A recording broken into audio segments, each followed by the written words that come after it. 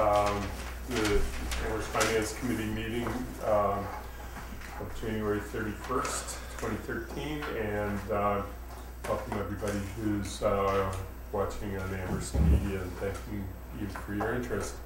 For those of you who have an agenda, Guilford Morin is not going to be able to be here tonight, and so the items that are later in the agenda for Public Works Department and Enterprise Funds will have to be postponed until next week. But the first two items on the agenda for tonight for the fiscal year 2014 budget development is to review the library services budget, and so that is the first item, and then the second is the fire EMS section of public safety, and I think that everybody is here for those two sections, so we'll start with the library presentation. Sharon. All right, thank you so much for having me. I'm going to pass out, I have handouts, copy. So take one of these and pass them along, and same thing with that.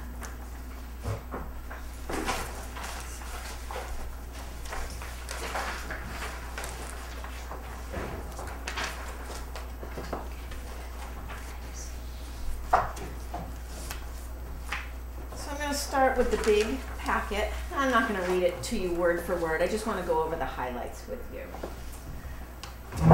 For the next few years, the library is going to be focusing on our buildings and our budget. And so for FY14, the trustees are requesting a 3% increase in the town's appropriation. There's no fluff in here. There's no new services, and we're hoping for no new cuts. Let's start on page 3 of the bigger document. Here you can see our vision and mission and goals, and in my eyes, our number one priority is the same as it was last year, goal number 6, to expand funding sources and reduce operating costs without affecting services. You can also see our key objectives here, and the two that I'd like to point out are to develop a plan to use the library space to accommodate present and future needs and implement as funding exists. I'm going to talk about that a little bit in a couple minutes. And the second bullet point is to seek new public and private partnerships that will expand the library's budget. So with an expanded budget, we would like to restore Monday morning open hours and restore funds to our circulating materials budget. That was cut a few years ago. On page 4, you'll see a list of our recent accomplishments. It includes bringing the library up to complete staffing levels. For the past 3 years or so, the library has had several vacancies, and the trustees wanted to fill my position first, bring the library director on first, and then we've been filling positions after that. So we're up to full boat, and we've been able to focus more of our attention on adult programming, and so we've got a lot of really great adult programs that are being unveiled. Which is very exciting. On page 5, you'll see our current challenges. And this is where I want to highlight the challenges that comes with living in the Jones Library building. Certainly the exterior of the building is an architectural gem. It's an amazing building. The land is gorgeous. The location can't be beat. But the inside needs a little help. I'll start with the safety issues that comes with this very large building with many unsupervised nooks and crannies. People tend to view our building as a living room. You know, it looks like a house. It was meant to be built to look like a house. People get comfortable there. They literally take off their shoes and they hang out, and it's members of the community all coming in, but they're forgetting that it's a public building with between 900 and 1,000 people coming in per day. You know, total strangers from all sorts of walks of life. And this provides many opportunities for what I call unpleasant experiences of all sorts of shapes and sizes. Other problems with the building include the fact that the space just isn't being used very efficiently. The children's room is not big enough. The children's collection is located on 3 different floors. There's no teen space. The adult circulation desk, if you've ever been there and used it, there are 3 service points. And so it's hard for a new patron to understand where to go. And as far as from the point of view of the staff, your back is always to somebody because you're always facing the wrong way. And then the special collections department is very much out of space. She just no longer has space to bring in any more documents, artifacts, and things like that. So in order to solve all of our building woes, we plan to apply for a planning and design grant from the Massachusetts Board of Library Commissioners. This will be in the fall of this year, and that's the second handout that I gave you. In a nutshell, we'll apply for this grant, and when awarded the money, we would get $40,000 from the state. We would combine it with $20,000 from the town, and when I say we, I mean the big we. It's the town, it's the trustees, it's the friends, it's fundraising. And then so for that combined $60,000, we hire an architect who ultimately creates schematic designs for us. We take those schematics and then we use those to apply for the big construction grant. We're not sure when that grant will be announced because there's a current waiting list. There's about 20 libraries on the current list. You know, and these are multi-million-dollar projects, so it takes many years for all the projects to be funded. So once they're all funded, then a new grant round opens up, and I think the timing is good for us to be able to be ready for that next grant round. So what happens with that grant round is it's highly competitive. You know, upwards of 30 libraries tend to historically apply for it. The top 10, between 8 and 10, are usually funded during the first round. Usually there's enough money for 10 libraries. And so you hope that you're in the top 10, and what happens there is the state will pay for half of the project, and then the big we, the town, friends, trustees, we have to come up with the other 50%. So I have no idea how much it'll cost, but it's a round number. Let's say it's a $10 million project, the state pays $5 million, and we would come up with the other 5. Again, I have no idea how much it'll cost. You know, maybe the whole thing will be $5 million. I don't know. So what I'd like to call this is a half-price sale. Examples of libraries who have received this grant are Sunderland, Chicopee, Wendell, Leverett, and the Jones received it about 24 years ago, give or take. So nothing needs to be done right now. We're working on our building program, but I just want you to be aware of this upcoming opportunity. Going back to the big document on page 7, you will see updated figures. These are FY12 figures showing the value of library services to this town. So, for example, if you just look at the adult books borrowed, we, during FY12, circulated a little over 174,000 of those. If the patrons actually had to purchase those at an average of $17 a book, they would have spent almost $3 million on those books. And so you run down the list, and the total ends up being almost $7.8 million. And so what we say in regards to that is funding the libraries are really good use of tax dollars. You know, you're appropriating 1.6, and this is what we're giving residents in return. On page 8,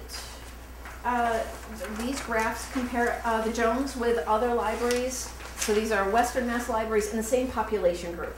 But in contrast, I would like to point out 2 libraries that are in larger communities than ours. First off, Chicopee, which has a population of just over 55,000, and they have 3 branches. They circulated 454,000 items during FY12, but we circulated 530 items. So we're up there. And Springfield, population just over 153,000, and they have 9 branches. They circulated almost 570,000 items, and we're at 530. So we're right up there with the big boys. It's hard to imagine, but the Jones is really very much a Western Mass. We're serving so many communities here. There are many options. There are many choices for libraries, but people are coming to the Jones. Yeah, so that's all I have to say about that. Page 9, that's the heart of the document. This is where you'll see our request for $1.7 million. It's highlighted in the pink under source of funds. You see the word town appropriation, and you can move over to the right under FY14 budget 1,741,513. That's the 3% increase over the FY13 amount. If you quickly glance at page 10, that page describes where all the numbers came from on page 9. So I was trying to use the color coding to, piece it all together. I was trying to be helpful. But if it just confuses you, or if you don't care where the numbers came from on page 9, you can just ignore page 10. Let's see. So back on page 9, you can see the 3 columns in red. FY12 actual, FY13 budget, and FY14 budget. Those numbers have been updated since last year's budget request documents. So at the end of the day, the total budget for the library for FY14 is looking at approximately $2.3 million, and we'll be using several different sources to fund that. I have one concern that I need to share with you. If you look at the numbers highlighted in light green under source of funds, library state aid, move over to the columns FY13 and FY14, and you'll see there's $42,000 and $43,000 listed there. Those numbers are pretty low. I think that they're going to be upwards of $80,000 a piece. Now, if you look at the history, this is normal. What we do is we have to use our state aid funds to fund personnel. So the entire town appropriation to the library goes towards staff costs, but it doesn't quite pay for all of them. So that's where state aid picks up the pieces, which is totally fine. It's a totally fine use of library state aid. The problem is my state aid award is only, it's around it's somewhere between $63,000 and $67,000. That's not 80. I can cover this $80,000 this year and next year, but after that, I'm in a lot of trouble.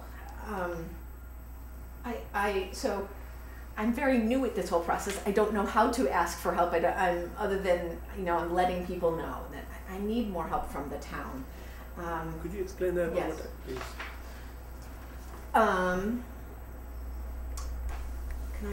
What part of it?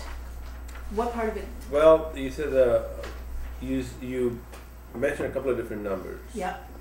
On this line item on source of funds, library state aid, you mentioned 42,000 and 43,000. Yes.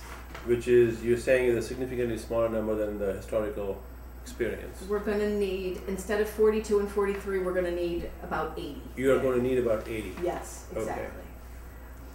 And so I've got reserves because, for example, if you look under FY12 actual, we didn't have to use any state aid. And again, that's because we weren't up to full staffing levels last year.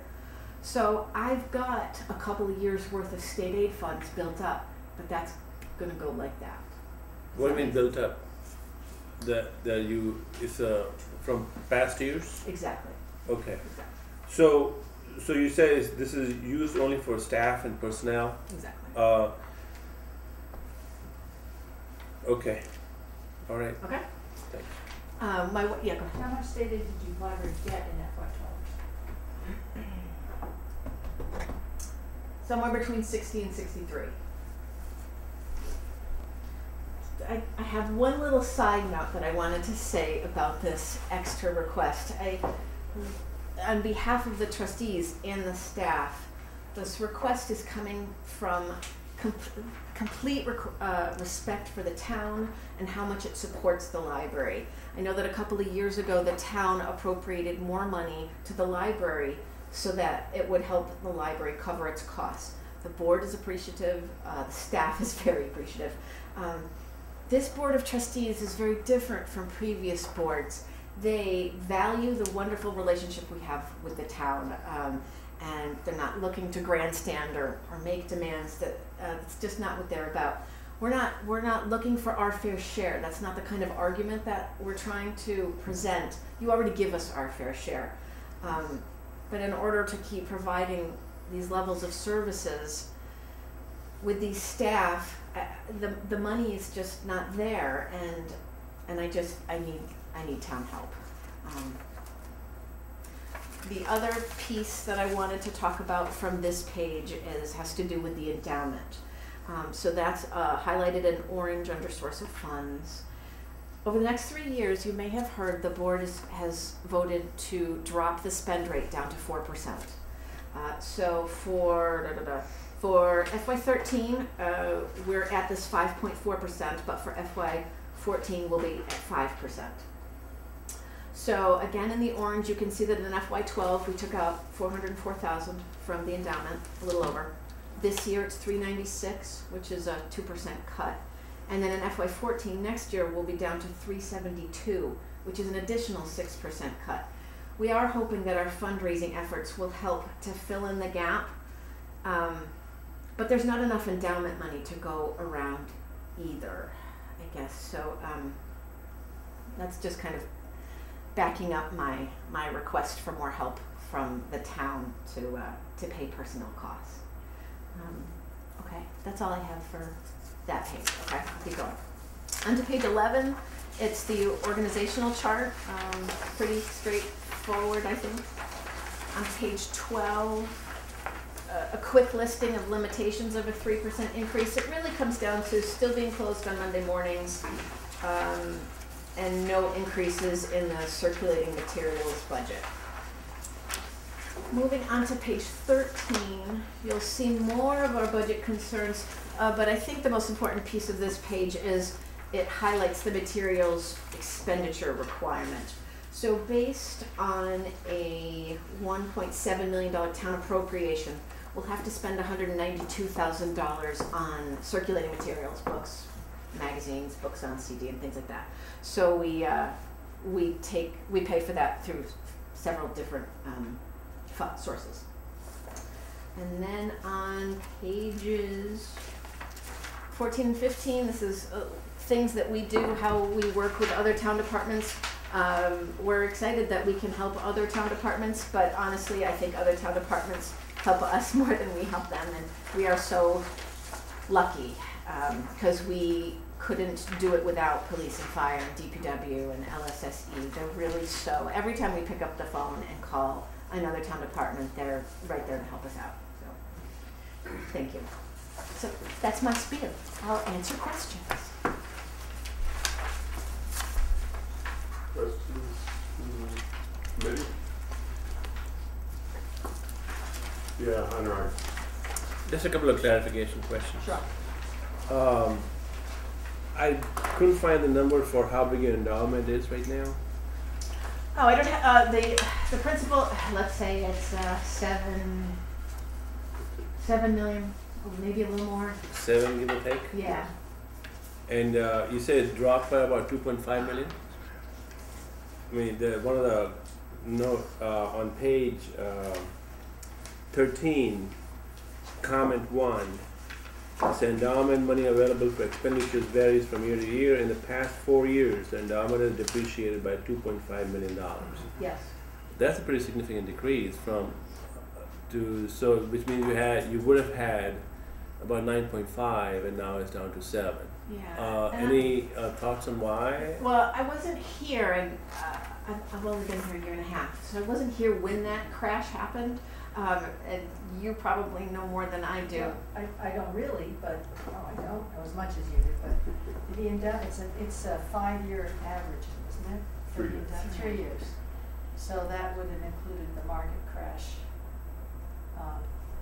in 2008. Let's say 08 and 09. That's when the endowment lost a couple million, and So it should be increasing. it is. It is. So they use that a 3-year average figure for. So is your financial consultant still employed? No, and yeah. So we were at the time the board was using Vanguard, and Bob understands this more than I do. I don't think it was an active type of management, and we lost a lot of money. I think a lot of people lost a lot of money, and so the board wanted to be more proactive, and so they let Vanguard go, and they interviewed other investment agencies, and now we're working with New England Capital out of Northampton, or Gage Wiley, and it has increased since. I don't think it has increased as much as quickly as it decreased, but it seems to be coming back. Do you want to say more? Clearly, the market collapse in 2008 brought about the $2.5 million loss, and that was true for lots of folks. What has not happened, an endowment is made up of changes in the endowment occur from a couple of different things. One, you can have contributions. 2, you can have investment returns. And 3, you have expenditures from that. Our expenditure rate has been higher than we would have liked, and that's why we are now trying to bring it down. The investment returns during the period 2008, 2009, 2010 were kept down in part because of this transition. There was a period of almost a year in which virtually nothing was happening because money was moving from one account to another account, and some of it was put into cash in the meantime, and cash was not earning anything. And then third, the level of contributions has not been as high as we would like, and that's why we are now beginning to build towards a new fundraising campaign, which we hope will make some difference on that. But it is also true that the way in which we keep the amount of available money from shifting radically from one year to the next is by doing an averaging program. And that means that what you do is you look at the 12 preceding quarters, and then you use that as the basis for then doing your expenditures. That means that during the periods when it was lowest, you're still averaging that in. Hopefully, as we get past those and we get to better years, we will then be able to do more. But we're still trying to keep the withdrawal rate, the amount that we put into the budget, limited so that it is not exceeding the amount that we earn.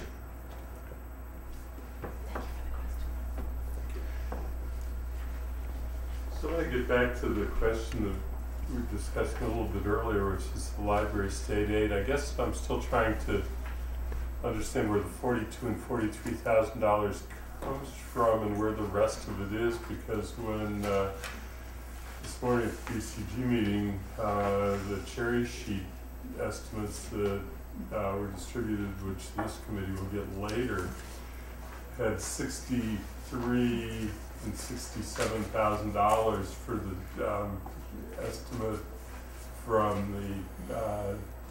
the original estimate that Sandy made, and then what the governor's recommendation is. So, and you're showing 42, so I was wondering where the difference is. Right. No, great question. What I have listed here when I started, when I created this document, it was back in September, October. And so these were estimates as to what I was going to spend. I knew that I was getting upwards of $63,000, but at the time, based on what my staffing was looking like then, I thought I would only be spending $42,000. But now that here we are in January, I have more accurate staffing numbers, and so I'm going to actually have to spend $80,000 on additional on top of my town appropriation for personnel. Does that make sense? So I've only got listed here the amounts that are going to be spent.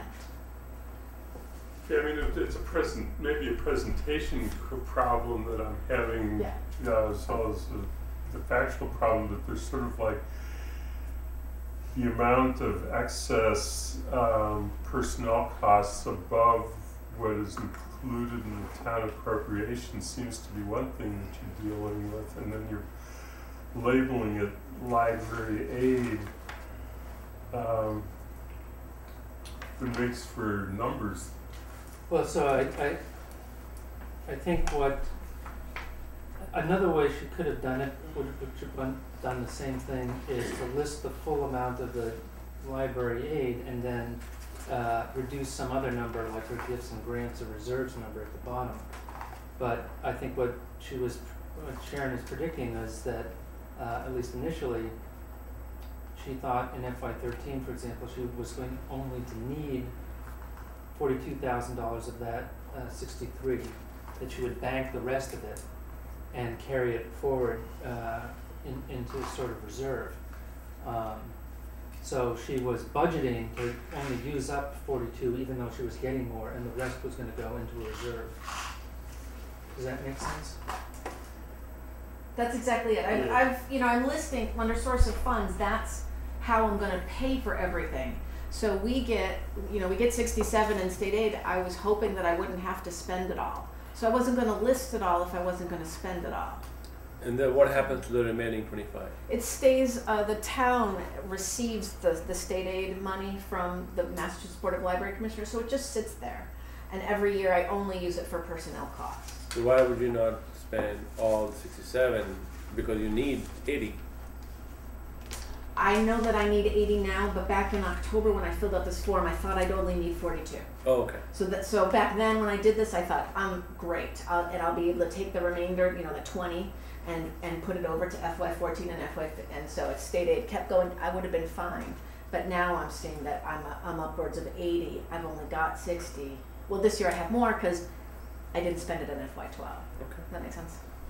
And where does it show up, Sandy, in town's financial statements?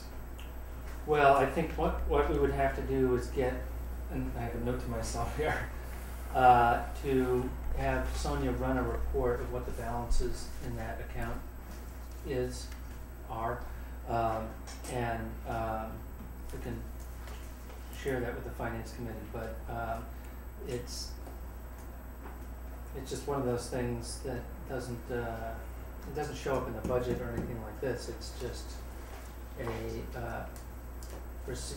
assume it's what you call receipts reserved account, that we take in funds, we get to hold them, and then draw them down as necessary, and we can get a report to the committee on what those balances are and how much we've used over the last few years. Right now it's about 70, and I have another 30 coming in March or April. So I'll have 100. So that's why I'm saying I can cover it for this year, and next year Okay. I'll be scraping, but I think I'm going to be okay.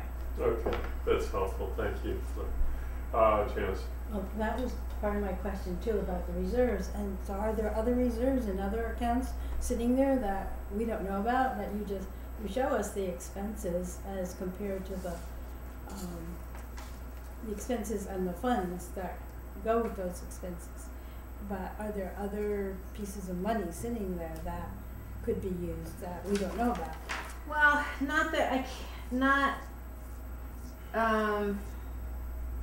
what am I trying to say? Not for personnel. The endowment draw is completely spent. The Woodbury funds are only for Friends capital programming project. So there's money there. The BE&R, that's only for repairs, and I've only got like $20,000 in that. But again, it's only for repairs. Special collections is restricted to special collections. The annual fund drive, there's money there, but that has to go towards books. Replacement lost books, that's books. The Friends money that comes in, again, that's for books and programs. And there are gifts, grants, and reserves. It depends on,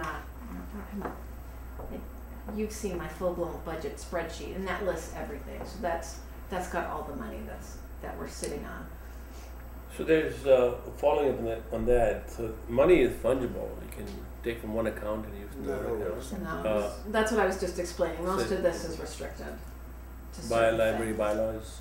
No, No. by the source of funds. Right. If a donor makes a contribution and says this is only for the North Amherst Library, you can't use it for anything except the North Amherst Okay. Library. Okay. So that's what's great about the state aid, is that it can be used for anything. Sure. Historically, the library has used it for personnel. That's just the way it's worked out with the town, and it's been working great. At one point, the library was getting $80,000 in state aid, but everybody Sure. has gotten cut. So Can I ask a question? Sure. So just to help the committee understand, Sharon, you have a balanced budget here that was presented to the trustees and approved, and which I can't say often enough, kudos to you and the trustees for doing it in a timely basis. So that's great. One of the things about it then is, let's say in FY14, you're anticipating $1.5 million in personnel costs. You were saying that the money that you have for personnel between state aid and the town appropriation isn't going to be enough.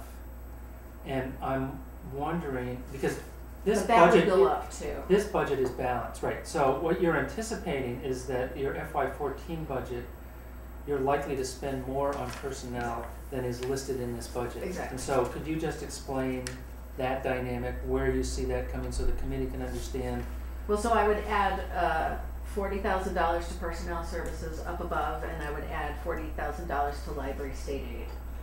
And is that because you are filling new positions that haven't existed before, or because in your because in the past you've had a lot of vacancies, and so just what's the dynamic there? Yeah, we had vacancies and now we don't.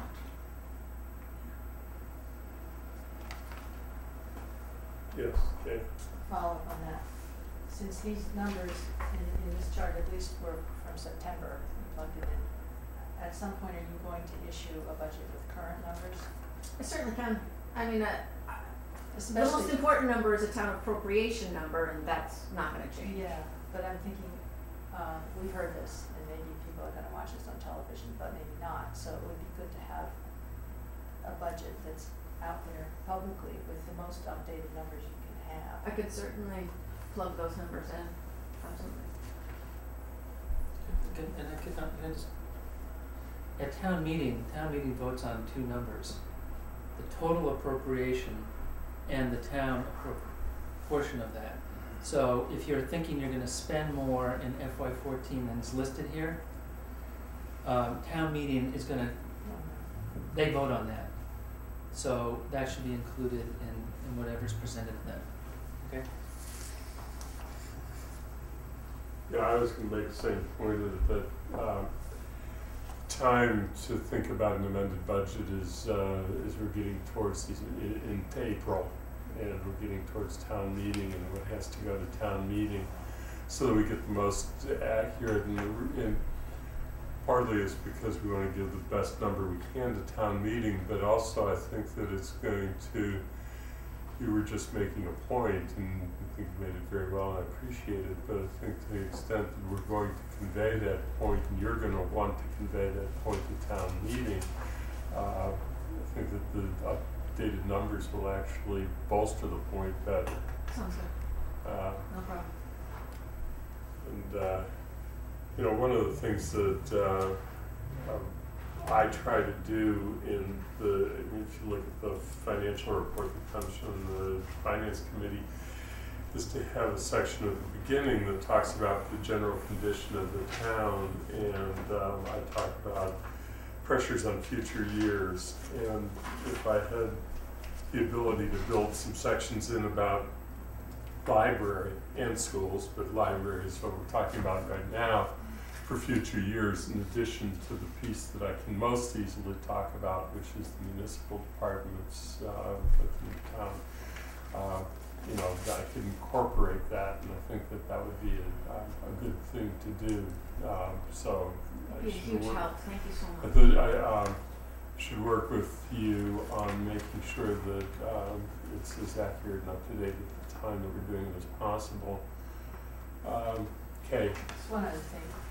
I know it must be exciting to think about possibilities of renovating, expanding the library.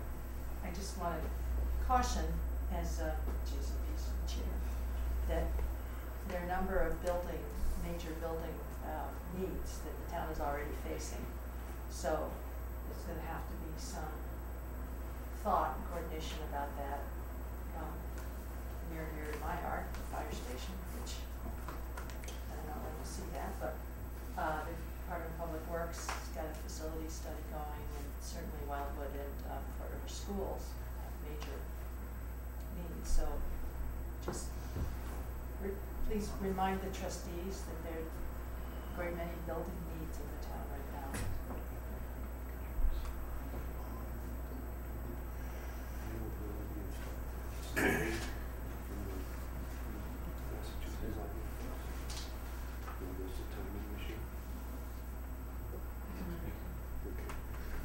Just so that you know, there is a cycle with state aid for library buildings, and it is worthwhile for us to try to follow that schedule. And the way that schedule works in the most immediate future is that there is a time period in the next fiscal year for us to do a plan which they could subsidize.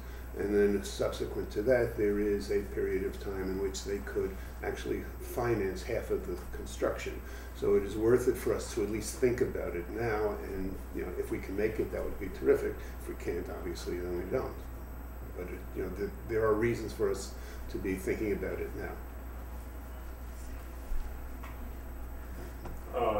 Yeah, I think that's a good point. Appreciate it. One, is there anything else on what we've talked about so far? Because I was going to touch on one other subject really quickly. I know you have a time limit and we want to get on fire.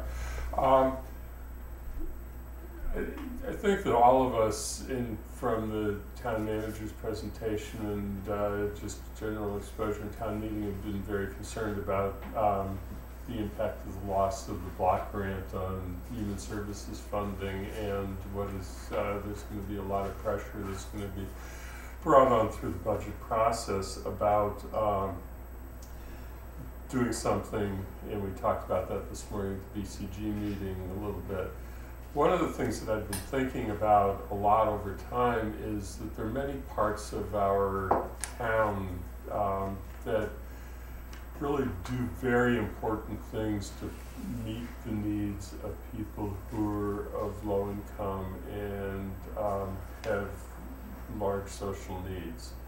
And you know, a couple come to mind for the library just from, you know, my at a distance look at it, but the ESL program is an obvious one, and just making facilities, including computers, available to people who are doing job searches and other things. But I think it would be good for us to sort of remind town meeting that yes, the human services agencies do very important things, but there are many other parts of town government that do very important things too. So we'd be making a request through the budget process, not to get a response necessarily at the night that we're getting the presentation, but if not, then to get it sort of like in a follow-up email of some thoughts that you might have about other things that the library does that address that question, so that we can remind the town meeting of the many, many wonderful things we do in addition to the human services funding through outside agencies. Absolutely, thank you, yeah. Thank you. Yeah, ask a really quick question. Just Sure. you know, you said that traffic in the library is on average about 1,000 a day. What proportion of the traffic is from inside of Amherst, and do you have any tracking of that?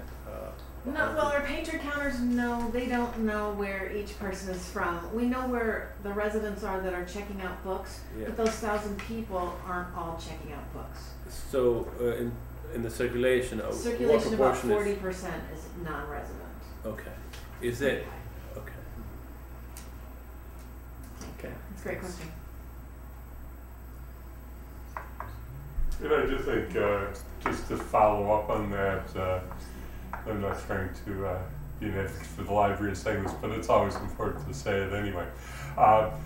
One of the things that the library does by doing that is it brings many people into town, and it generates activity in town that is beneficial to a lot of our businesses and commercial interests, and anything that attracts people into town has value, and so that as we look at that, I think we have to look at all sides of the question. It is a good question that you asked, but I always think about that other aspect. Okay. I'm not looking at it from any side. Yeah. The other piece of the puzzle is for every non-resident circulation we have, I live in Bernardston, for example, and so for every book I take out of Amherst, Amherst actually gets paid for it. So we have to keep track, that's why we count where our circs come from, and we report that information to the state, and they do a tax distribution thing, and so that's a part of our state aid award. So, you know, we get $63,000, and maybe 25 of that is due to non-resident circulation offset. Thank you. Other things that anyone has regarding library? I have one more. Yes, go for it. You started the presentation saying that the safety and security was a bit of a concern. The library is a beautiful building from the outside, but inside there are a lot of unsupervised places. Do you keep any data on incidents reported? I know the police do. Yeah. So, you know, I don't have a spreadsheet that says this, this, and this. I have incident files. You Yeah. know, every time something happens, we fill out an incident report form. And I don't do a tick mark kind of a thing. Sure. So I don't know what the number is. You know, maybe on average we're talking an incident a week.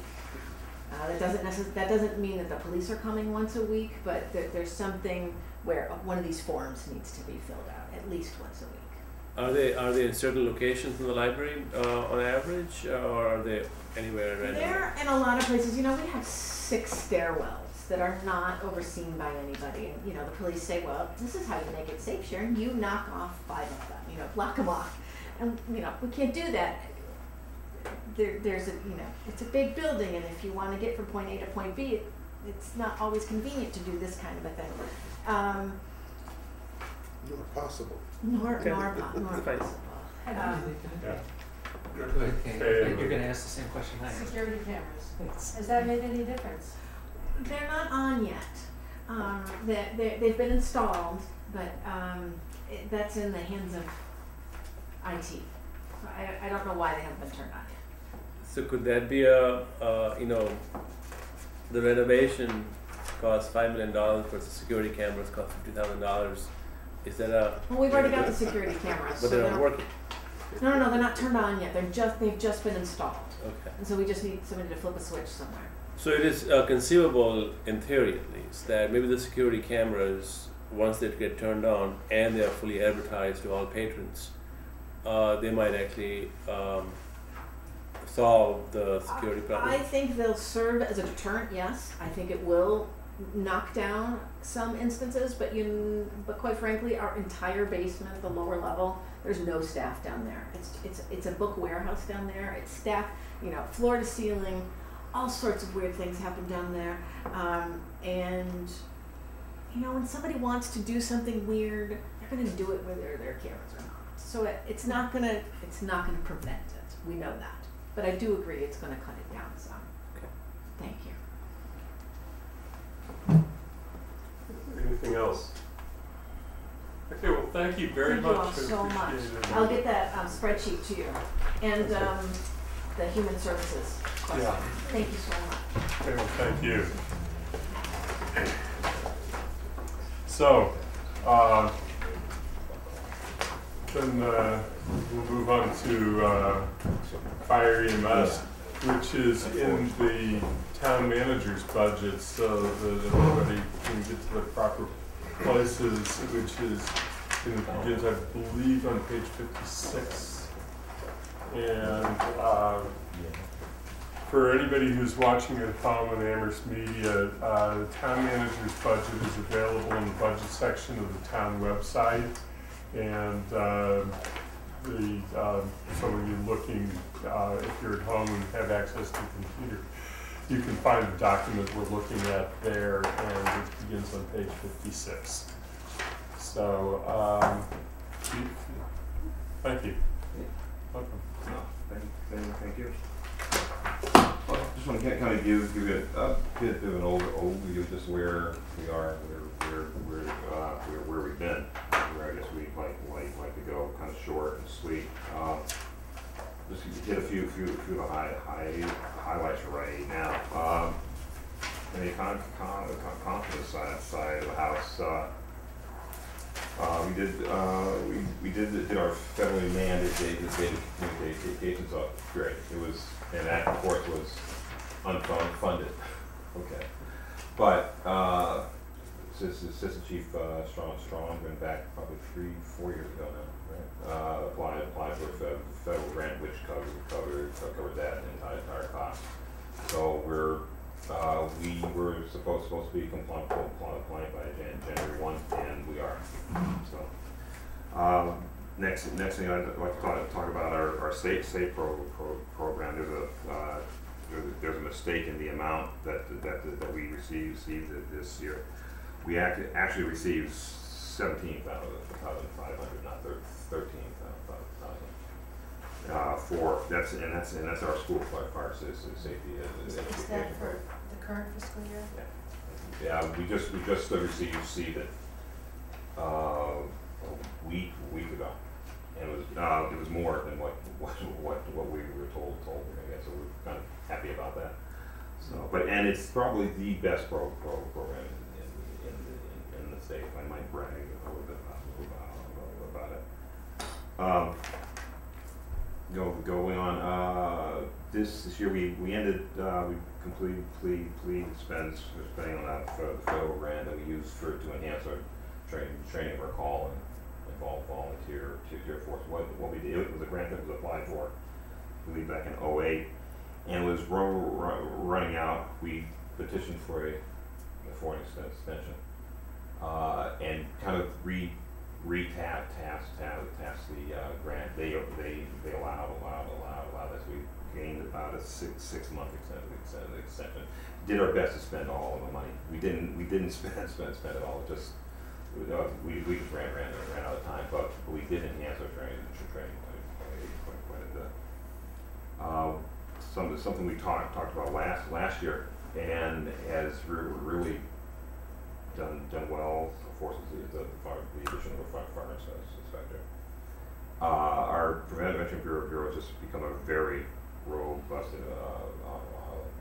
operation. There's so much going on, not just in town, but of course all three colleges, building expansions, that type. And having a dedicated inspector has just made the workflow that much better. So, and the other part is that you'll see that our receipts in terms of inspection and permit fees has increased. Another note, we've been sending our folks away to school, different types of training opportunities. Most of it free or mostly paid for by the state or the feds.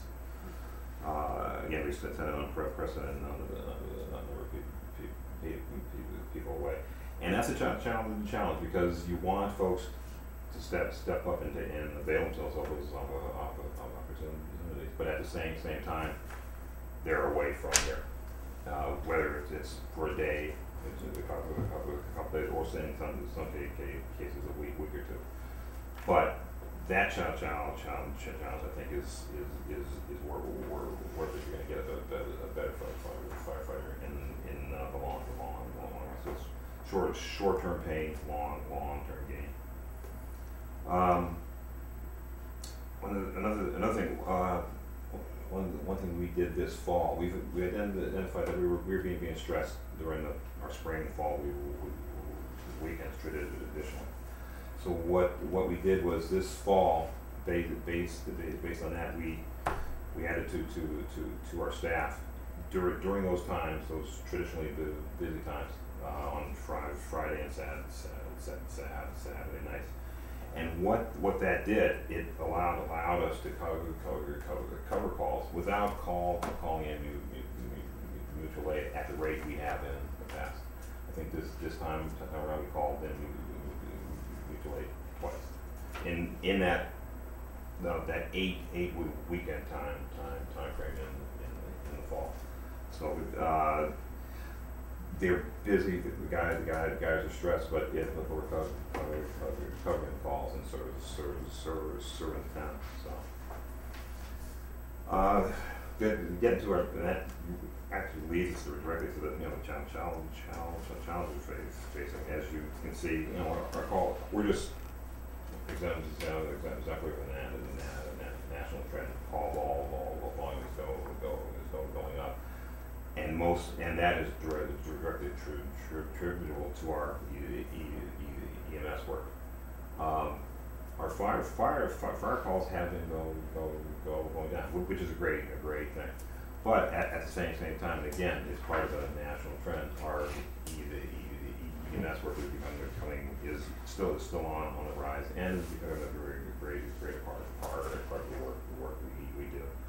So it's trying to address those, still within the service, and do all the other things that we do. That's hard. It's getting harder. But we just need to figure out a way to stretch those dollars in some way to address those needs. Because there's no indication all that volume is going to go down. It's not at all. So I'll just wrap it up with some of the objectives we're looking at, and I'll entertain them for the questions you might have. Well, this is Chief Strong. I'm going to address any questions you might have.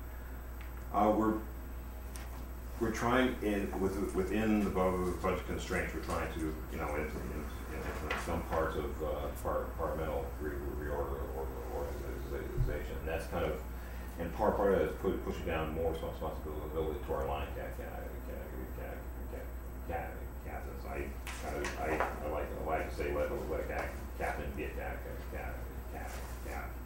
So that's assigning more authority, more responsibility to the captains. And again, still trying to find a way within the budget constraints to still staff up during those spring and fall weekends. We're going to do that again this spring. And again, that's a big challenge for us. But I think the success that we've shown this fall is more than worth the effort. So and this is a essentially low services budget. We only went up I think 3.4%, and that's because of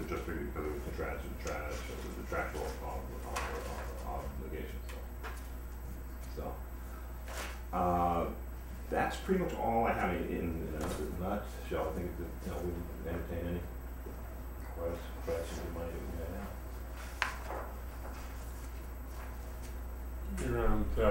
Terrence. UMass has EMS people, but no ambulances or something? Well, or what? it depends on how they have a student group of EMTs. They can't act as EMTs. They can only act as first responders. So anything beyond for first aid, that's our responsibility. Because I've seen them at the Mullins Center. And so then, in fact, we're there right now. Now for first show, we have a cooperative arrangement with them. We're there with a team of medics, and we work with them as to take care of shows at the Mullins. They act as a force multiplier for us. They can initiate care and then transfer that to a higher degree of care with us. so are they elsewhere on campus, or are they just at the events? Oh, they're around campus, but the caveat there is that they can only act as first responders. Okay. And related to that, we talked in the about objectives for FY14 about pursuing the possibility of alternative deliveries. How can I say that? Where am Page 59 near the bottom. Well, I'm on the wrong page. Okay. Yeah, page 59. About possibly taking some patients to University Health Services instead.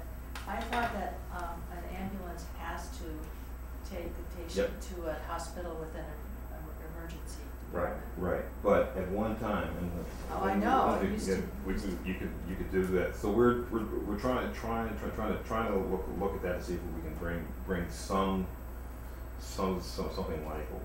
like that back. And it's a long process, and we're discussing that with UMass and Cooley Dick right now. See if we could bring back some semblance of that. Because as you know, one of the biggest stressors for us is the 10 mile trip each way to see CDH. It's stress on our vehicles, and more so it takes us out of service for a longer period of time. Even if we could get to the point where we could take non-critical patients, say to an IOU or health services, that would decrease the amount of time that we're out of service and make us that much more available for and less miles. Yeah. But you need some kind of dispensation from the state. Yeah, and you know what, it can be done. It just takes the will and funding to do it. And I think it can be done. It's just that as with anything, it's not going to happen tomorrow. One other comment, which is the development of a regional technical rescue team. That's really good to have done that. It is, and we're going. Amherst had the only one in the absolutely. area, and we're taking the lead. All the members from our team are part of the regional team. In fact, our team lead is going to be the team lead for the regional team. So it's a good thing. It really is. Yes. A couple of questions. What would the liability be of taking someone to other than a hospital and something major really does happen to that person? I mean, is that all part of That's all an part agreement? of an agreement. It becomes part of the protocol. You would take a patient to a facility that can address that patient's issues. So if it say UHS, if they couldn't take critical patients, we wouldn't take them in there. But if you have a non-critical injury or ailment, you can take them there. But that becomes part of the protocol. Also part of the skill of the people on the ambulance, right? And we have very highly skilled folks on the rig.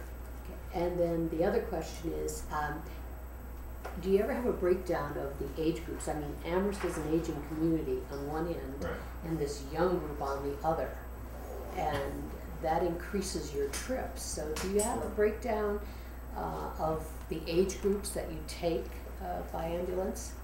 I can get that for you. It's easy enough to pull out. Either through ours or through Claire's staff. Actually, I think Claire's staff would have a better grasp of that. I think we'd have to look. When he mentions Claire's staff, it's because we do the billing for the ambulance, Right. and so we have patient information as to. And I don't know if it contains age, but we can look. Well, I don't want to create a lot of work for people. It's just that as you're projecting for the future and you see this trend growing, and when people were here from the senior center, Nancy Pagano said in so many years X number of people, or a high percentage, are going to be over a certain age in this town. And the university is talking about growing, so Right. now we're projecting what you fellows are going to do. Well, we know that the Commonwealth College is going to come online soon. Plus, they want to keep on adding students, and it's well known that we're an aging population. Well, not so much aging. We're living longer, and in our demographic, most folks have insurance, so they expect a certain degree of care. They're going to be more prone to call for medical services. So we know it's coming. We know, and we're just pretty much at you can say we're at the tip of the spear or ahead of the curve. I guess that's, as you look at your objectives and your long range objectives, I don't know how you could incorporate that information in there, but to me that is pretty critical information in terms of facilities, in terms of staffing and so forth. Absolutely. Probably the police the same way. Absolutely.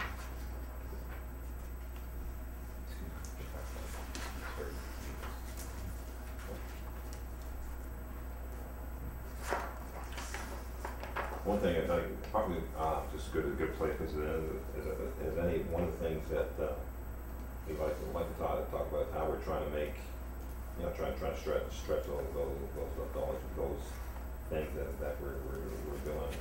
Well, Assistant Chief Strong speaks in there. Sure. I wanted to bring it up because I think we brought it up last year is an objective, something we were going to do is we started an electronic database of our vehicle maintenance to better track what we were doing. The vehicle maintenance line item is traditionally a fairly high number, and we asked for an increase either last year or the last 2 years. Obviously, costs are going up of parts and labor. Last year we did about 180,000 fleet miles. So that's our fire and ambulances, all our vehicles, about 180,000 fleet miles. And a lot of that is on the ambulances. Obviously, a lot of our fleet is highly specialized. The ambulances, the fire trucks, ladder trucks, etc. And then some traditional vehicles, pickups and cars. So there's a huge amount of maintenance associated with them. A brake job on my Suburban is $1,000. A brake job on an ambulance is about $4,000. So they're big trucks. They're quite expensive. One thing we did with our database, our goal is to be able to break down where those costs are going, how much goes to outside vendors versus how much work we're doing in-house. We do not have a department mechanic like some departments do, but we do have a group of people that when they're on duty, they do a lot of our maintenance. We will not do things like a brake job for liability reasons. You need to be certified to do that. We're not going to mess with anything like that. We do oil changes, we do other repairs, we do a fair amount of maintenance. So with the new database that we've had online for almost a year, whenever we do a repair, we put it in as whether it was done by an outside vendor or our own people. And if done by our own people, did they do it during their normal weekly shift or did they come in on overtime? So I'm able to report pretty easily how many hours they spent doing maintenance in-house, how much of that was overtime, how much of that was regular. And from there we can make some costs in terms of what we're saving versus going to an outside vendor. Any shop these days is a minimum of $100 an hour shop rate. It's typically more like 110, 120, 130 depending on the shop. A firefighter overtime is way less than half that, considerably less than half. So we're even paying a firefighter overtime as a savings. Having a firefighter duty obviously is a greater savings. So just to give you some numbers, we're showing that total in-house labor for vehicle maintenance was about 278 hours last year. That's calendar year 12. Sorry, I don't have the fiscal year breakdown because the way we started the database. But for calendar year 12, we had about 278 hours logged. That number is going to be low. Sometimes people do a quick repair and it doesn't get into the computer, unfortunately. But we have 278 logged hours of labor in-house, and of those 278 hours, 214 of them were done on duty, so the firefighters are getting paid to be there for their regular shift. And 60 of those hours, a little over 64 hours, was done on overtime. So if you take that 214 hours of regular time, we're not paying them any extra. If you go the conservative, it goes $100 an hour shop rate, that's $21,000 that we save by not shipping that truck out or that ambulance out for repairs. So we see that as a reason of considerable savings that we have by doing the work in-house. We're trying to document that more diligently than ever so we can show those savings, and we try to do as much of it in-house as we can. Again, obviously some repairs we simply can't handle in-house for a variety of reasons, but we're doing as much of it as we can in-house, and we'll continue to track that for future years. Are there other advantages to doing it in-house in terms of speed of turnaround? There actually is. I'm glad you brought that up. There's speed of turnaround, but there's also the fact that if I do take a vehicle somewhere else, there are no places in town that serves large vehicles. So the closest place, as an example, for an ambulance is Hatfield. For some of our larger engines, for specialized repairs, they actually have to go 100 miles away to North Attleboro. We're actually just was today looking at an ambulance that we're getting soon. We have to pay 2 people to shuttle that truck. So there's a cost, usually an overtime cost, to bring it to the dealer and to bring it back again. And that's actually a number we can't show right now in this, so we're going to try to incorporate that in the future. We just started putting in travel hours for that very reason. What are the total number of hours you're using for maintenance altogether? Altogether, I can't give you, because when we ship it out, Yeah. we don't have the breakdown of how many hours they spend, we just have what the total cost is. So if I send it out for an ambulance, out for a brake job, I know that costs $3,500. I don't have an actual number of hours they spent on that job to enter into the system, I just know it was a So this $3,500 job. 278 in-house hours are a small proportion of total, or about a half, or about? Again, it's hard for me to say. I can tell you the total maintenance budget is 120 last year. About around 20, yeah, it was about 1,000. You probably know from doing your own car repairs that when you do a car repair, usually the parts are a quarter maybe of the total cost of repair in most cases.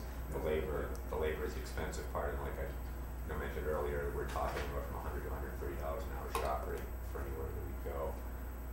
So I could extrapolate some numbers, not right in this second, I could extrapolate some numbers for you.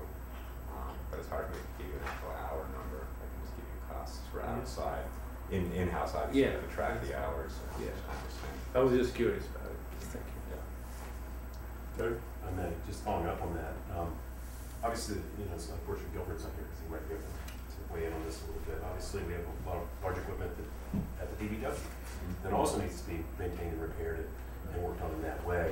And obviously, there's some things that are very specialized in fire with ladders that extend and that sort of thing. But there's some things that are more about the size of the vehicle. Like the brakes, for example, it's more about the size of the vehicle. They're not necessarily wildly different than the ones that are on very large trucks that haul snow around or push it around or whatever. And so I'm curious about if you've had conversations with DPW about how they do their repairs and whether taking the same idea of what you do in-house, doing it within the town, is also been part of the conversation or thoughts that you guys have had about getting some other repairs done more locally. Again, just for the turnaround time, if nothing else, but also potentially having to be less because it's a town employee. Obviously, like a DPW person, granted, they may be straight out with the stuff that they do. I know we brought inspections back into town a year or so ago, which saves quite a bit for the town as far as keeping the trucks and whatnot working. But I was just curious if you guys have talked to DPW about that, or if it just doesn't work, or I'd say a couple of things about it. The conversation hasn't happened recently, it has happened in the past. My sense is what you just said, is they're straight out, they need another person to do that. Doesn't mean it's not worth looking into. My feeling is any repairs that we're doing in-house will be no reason to have them do it because the rates is going to be the same. Right. But probably a real good example is back to the brakes again. When we send a truck, whether it's an ambulance, fire truck, out, whatever, for brakes, we're not bringing it to a specialized fire apparatus dealer. We're using a couple of local vendors that service over-the-road trucks, tractor trailers, dump trucks, or whatever. As long as they're certified to do brakes, they can work on our apparatus. So if, and I believe Guilford does, and we need to check them, I believe he has certified brake mechanics there. Right. So if they're certified to do brakes on a dump truck, they can do it on one of our trucks. So that would be acceptable. It would obviously would fall in this category of being less expensive for his people to do it on a regular rate than just send it out for a shop rate. And back to the same thing about transportation, yeah, that would be huge for us. Right. And that actually is a model I know that is used in some bigger cities. They do have, typically their DPW does a lot of their town maintenance. Right. I think when it comes down to it, you would have to speak to Guilford, is his availability, his Right. personnel, he has a whole fleet Right. that he's trying to keep on the road. So it might actually require additional. To find the right economies of scale. Yeah. Right. And I was gonna add to that. We when I was in Holyoke, we tried that. We got rid of our mechanics, and it went through the and same areas here. They're flat out. They're working hard. When we need a truck fixed, and we need one of our vehicles fixed, we need it fixed right then and there for the most part. And after a while, it became tough between the two departments. Say, hey, can you drop what you're doing, which is very important to their operation, and come across and fix this or change even the schedule may because they didn't have the staff to take away to work on ours. On some scales, yeah, that'll work. That'll work. But it's a hard sell. To try to get that done. So. Why don't you hold on to the thought for a week if you can, and if you remember it. Yeah, we'll hit Guilford with that. Hit 'em up. We hire a part-time person to do mechanic work. The rest of you road work. That makes sense.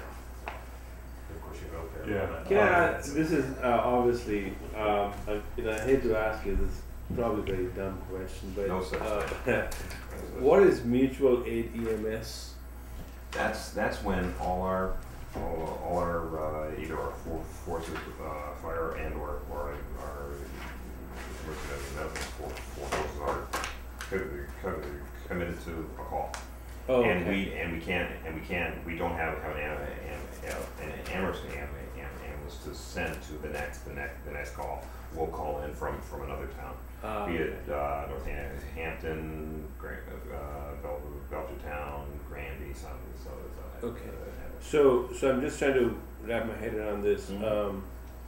It's in FY10 they were requested 59 times. I'm on page 57. In FY11 it was 90. FY12 it was 76. Yep.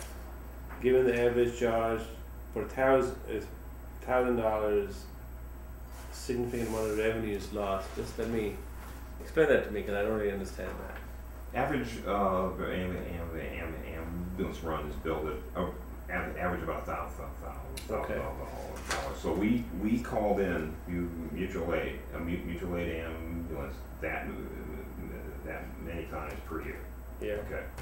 So you can extrapolate that out that we lost that much potentially. Oh, because we had to call from outside. Because it came from outside, and they bill and they receive. And you could not do it because you were understaffed and don't have the ambulances. Right. Okay. Right. Yeah. Last year we talked about transport, possibility of doing that. Is that still being thought about, or We don't have the staff to do. And if you transport, do you have to have more than a basic? Depends on the type of transport. You could get away, I think, most times with the basic, but there are some transports where you're going to require advanced life support. But that's something that, I mean, that's something to look at. We have to have, we need more staff to do that, because we can't take away from what we're doing right now. Is there, is that something that people in their days off as overtime would consider, if you consider that some of those transports, someone told me they were transported not by us, but someone else from Cooley Dickinson to Mass General, and it was $7,000. That's what their insurance paid. Now, I don't know if that's how accurate that is, but even at $1,000, you'd still be financially ahead, wouldn't you? That's, well, we have to look at that. I mean, you have to think about, okay, what type of vehicle are you going to have to acquire, and do you acquire more than 1, 2, 3? And there's a whole, you can build a whole system around that. And I guess right now we're trying to do the best with what we have right now, and we're straight out right now. So it's a case of, yes, that is an attractive option, but it's staffing dependent. James? Following up on Anurag's mutual aid question, so do you call others in for mutual aid? Do you get called for mutual aid from other places? Then you would get money from those other calls. Yeah, but it pales in comparison. Our mutual aid out averages, I think it averages maybe 25 times a year. Maybe. Yeah, and it is included in whatever These are our number of calls total for the year for us, and that associated revenue, they're included in there. They're not broken out. So Right. So you see total EMS calls for the year, that would include any times you went out of town. Yeah, right.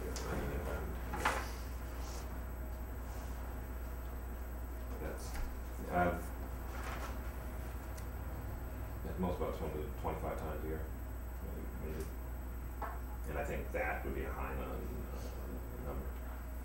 I mean, we're unique here. We're very unique because we essentially serve five towns. Five towns plus three two colleges and one university. We're different from everyone else around here. And I have one more thing, what's MVC? Motor vehicle crash.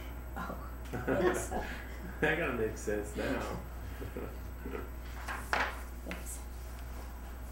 Oh, yeah, go ahead. And the only place where we lose out on money is the backup for ambulance. When you have mutual aid for fire, there's no money exchanged there. No, that's a just different animal.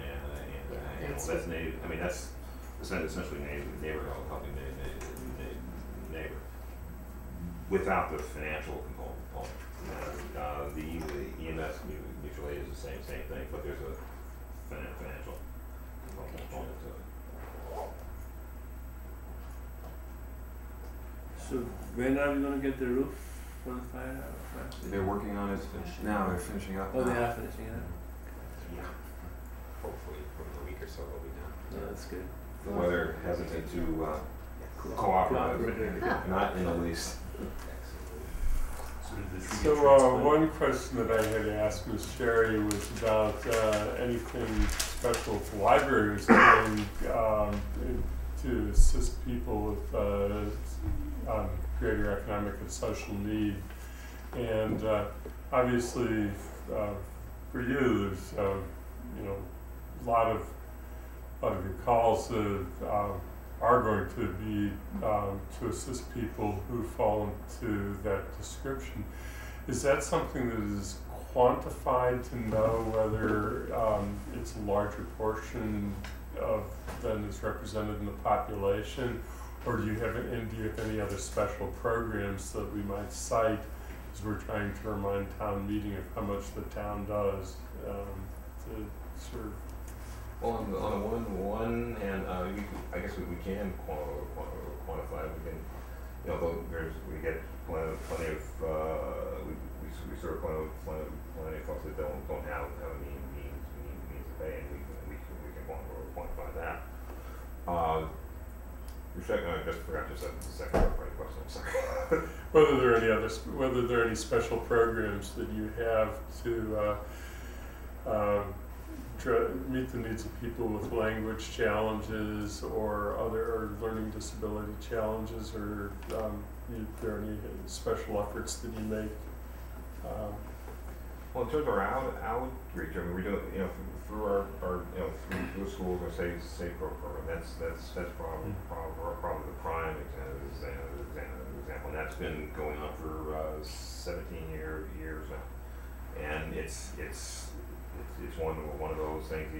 Each year grows and grows, and we come across folks that all different socioeconomic backgrounds within the schools. Through our prevention and inspection program, we're partnering up with health and inspection services. So we're out there in those segments of the population that are disadvantaged. So, and we take great strides to reach them and do all that can.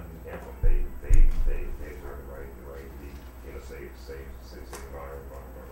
Someone who has the means, and it's just we do all that we can, and mostly it comes about because of our partnering with our other town agencies. So, and I wouldn't say there's special program. This is what we do day in, day out. This is our normal. We don't really see it as a special program. This is what we do and what we're supposed to find a way to help everyone in town. Thank you. But they do have that fire prevention. You show the fire engines and the kids and the balloons and. Oh, yeah, So is that- our open house Okay, once so a year. that's a community Sure, type thing, it's- and for little kids, it's beyond the SAFE program. Yeah, but I like it, and that's a great thing. That's one of our highlights for the year. But I like to think that what we do day in and day out has a more far-reaching effect and a deeper effect on the folks we serve. But it's a nice little thing. Oh, it's great. It's Oh, great, yeah. Because folks come for the donuts. Oh, okay. Oh, I didn't know Yeah, that. Donuts. apple-sized There we cider, go. the apple-sized cider donuts from Atkins Farm. That's why I think that's why most of the folks come. I would think. I mean, they say that they come for the fire trucks and to meet us and see all the things, but they come for the donuts. Both stations? No, just the Oh. down. And it never rains that day. It never rains.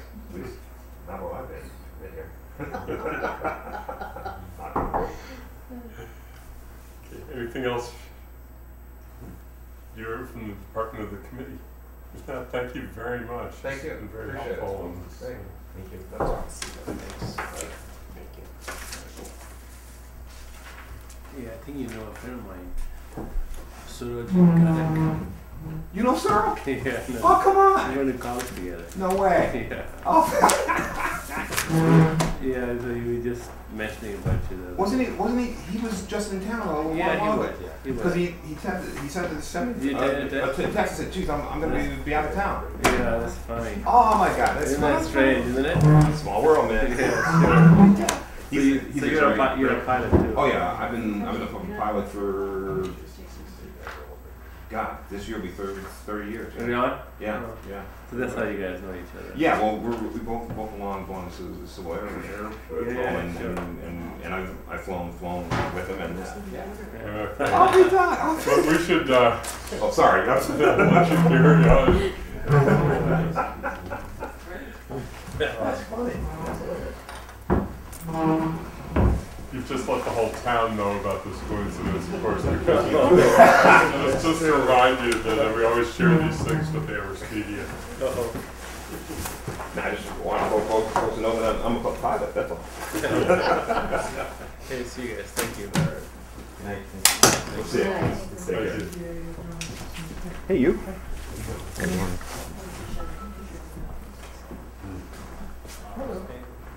Can I be here? You want to be as far away from the front angle of the camera as possible. There you go. So we should all welcome our assistant town manager. Yes. Congratulations. Yeah, that's congratulations. You don't look any different. Little older, little No, grayer. I don't think so. Not yet. You've graded the job already? Gray? Yes. Yeah, I'll probably bring up the finance director that really pushes the assistant town manager to the limit. But we won't go there any further. So thank you for people on the committee and people watching at home. This is in the town manager's budget, which is available in the budget section online through the town website budget section, and it's page 83 is the beginning for the conservation development budget, which includes conservation planning and inspection services, and so I'll turn it over to you and let you summarize what you like. Well, thank you very much for having us. We're missing one department head. Rob Mora, our new building commissioner, is upstairs right now at a ZBA hearing, but he will be joining us as soon as he can. So maybe we'll hold his thoughts and comments till the very end, and if he's not able to make it down here, I'm sure that between Sandy, Jonathan, and I, we can kind of summarize the inspections budget But thank you very much for having us. I'll just intro our functional area with a few comments and then turn it over to Jonathan. I think all of you know conservation and development quite well. We've talked about the scope and breadth of what conservation and development does and the number of projects we're involved with. I just thought I would highlight a few things and a few themes and a few trends. Obviously, you've got the budget book, and Jonathan, Rob, and I can kind of round that out a little bit. And where necessary, we'll lean on Sandy if there are any questions we can't handle. Obviously, you know, the department heads that I work with are very proud of the staff that we have in conservation and development. Very dedicated, very professional, very committed group of people. You'll often see them here late at night, on weekends, doing meetings, seminars, workshops. Tonight is a great example with to update the Finance Committee on some of the project milestones that we've reached and some of the funding opportunities we've taken advantage of. So we've used this pretty standard chart for a number of years, dating back to October of 2008. So very quickly, just to summarize, so again, in the last 4+ years, our functional area, working with a number of other departments, from DPW to LSSE, and throughout the town departments, we've applied for about $14 million worth of grants since October 2008. Of that, we've been successful, the first column under awarded, at receiving almost $5 million worth of grants. Currently, there are about $820,000 pending. And then we've not been successful at about $8.5 million. But I think the key point I want to make here is that we're being aggressive, we're being creative, we're out there looking for funding that can bring programs, that can bring services, that can bring capital improvements to the town, and we're very cooperative in how we do that. I just wanted to call your attention to, under the awarded section, the very top 4 or 5, and I think that really speaks to the breadth and the diversity of the kinds of projects we're involved with in conservation and development. So again, we played a very pivotal role in pulling together and writing the grant for the renovation of a war memorial pool. Obviously, the CDBG framework and the CDBG program is under conservation and development. And we'll be talking more about that in a few minutes when Jonathan talks about planning. But again, those grants are applied for, those mini entitlement grants are awarded, and they're, all of that process is covered by conservation and development. We recently, on the conservation side, we're very fortunate to work with WMECO and get about $80,000 worth of improvements to one of our conservation areas. This included 2 new bridges. Of that $80,000, I would suggest probably $45,000 to $50,000 of that were for the 2 new bridges. So again, these are projects that we are out there aggressively seeking money, and those 2 new bridges, 1 replacement bridge and 1 new bridge, would have eventually made it before JCPC in some out year, and but we went out and found $50,000 or $60,000 and made them happen in late in 2012. You're well aware of the Green Communities Grant. Stephanie Ciccarella was instrumental, our sustainability coordinator, at helping to work with Guilford Mooring and Ron Bohanowitz in the schools to secure that. And that Green Communities Grant and our Green Communities program will really allow us to apply for more grants. And then finally, on an ongoing basis, we're always chasing money out there at state and federal level for land acquisition and land conservation. And we recently got one of the larger land grants for $353,000. Under pending, probably the most important one is, and we'll talk more about this in a minute, is our FY13 or 2013 application for CDBG funding for $800,000, and we'll be talking about that in a minute. So, kind of major themes for us are the grants and projects that we're trying to fund out there. Again, Jonathan is going to talk more about the support we give to the various committees and boards. And then I just wanted to call your attention to a couple of other projects that we're currently working on in 2013. We're still working very diligently to convert the Hawthorne property, the property that the town purchased on East Pleasant Street, into affordable housing, and that project is continuing, and we're moving toward a demolition process on that, and then we'll be replacing that old house there with 2 units of affordable housing. Through Conservation and Development and the town manager, of course, we administrate a large grant to run the homeless shelter at Craig's Doors at First Baptist Church. We're currently coordinating efforts to redo the town common, or the north common, right out the window behind the chair. And then, of course, as the town manager calls out in the budget book, we are also coordinating the Safe and Healthy Neighborhoods Working Group, which is working diligently to try to bring forth recommendations for rental regulations to Springtown meeting in just a couple of months. We're also coordinating efforts, Nate Malloy and the planning staff is also coordinating efforts to finish our housing production plan.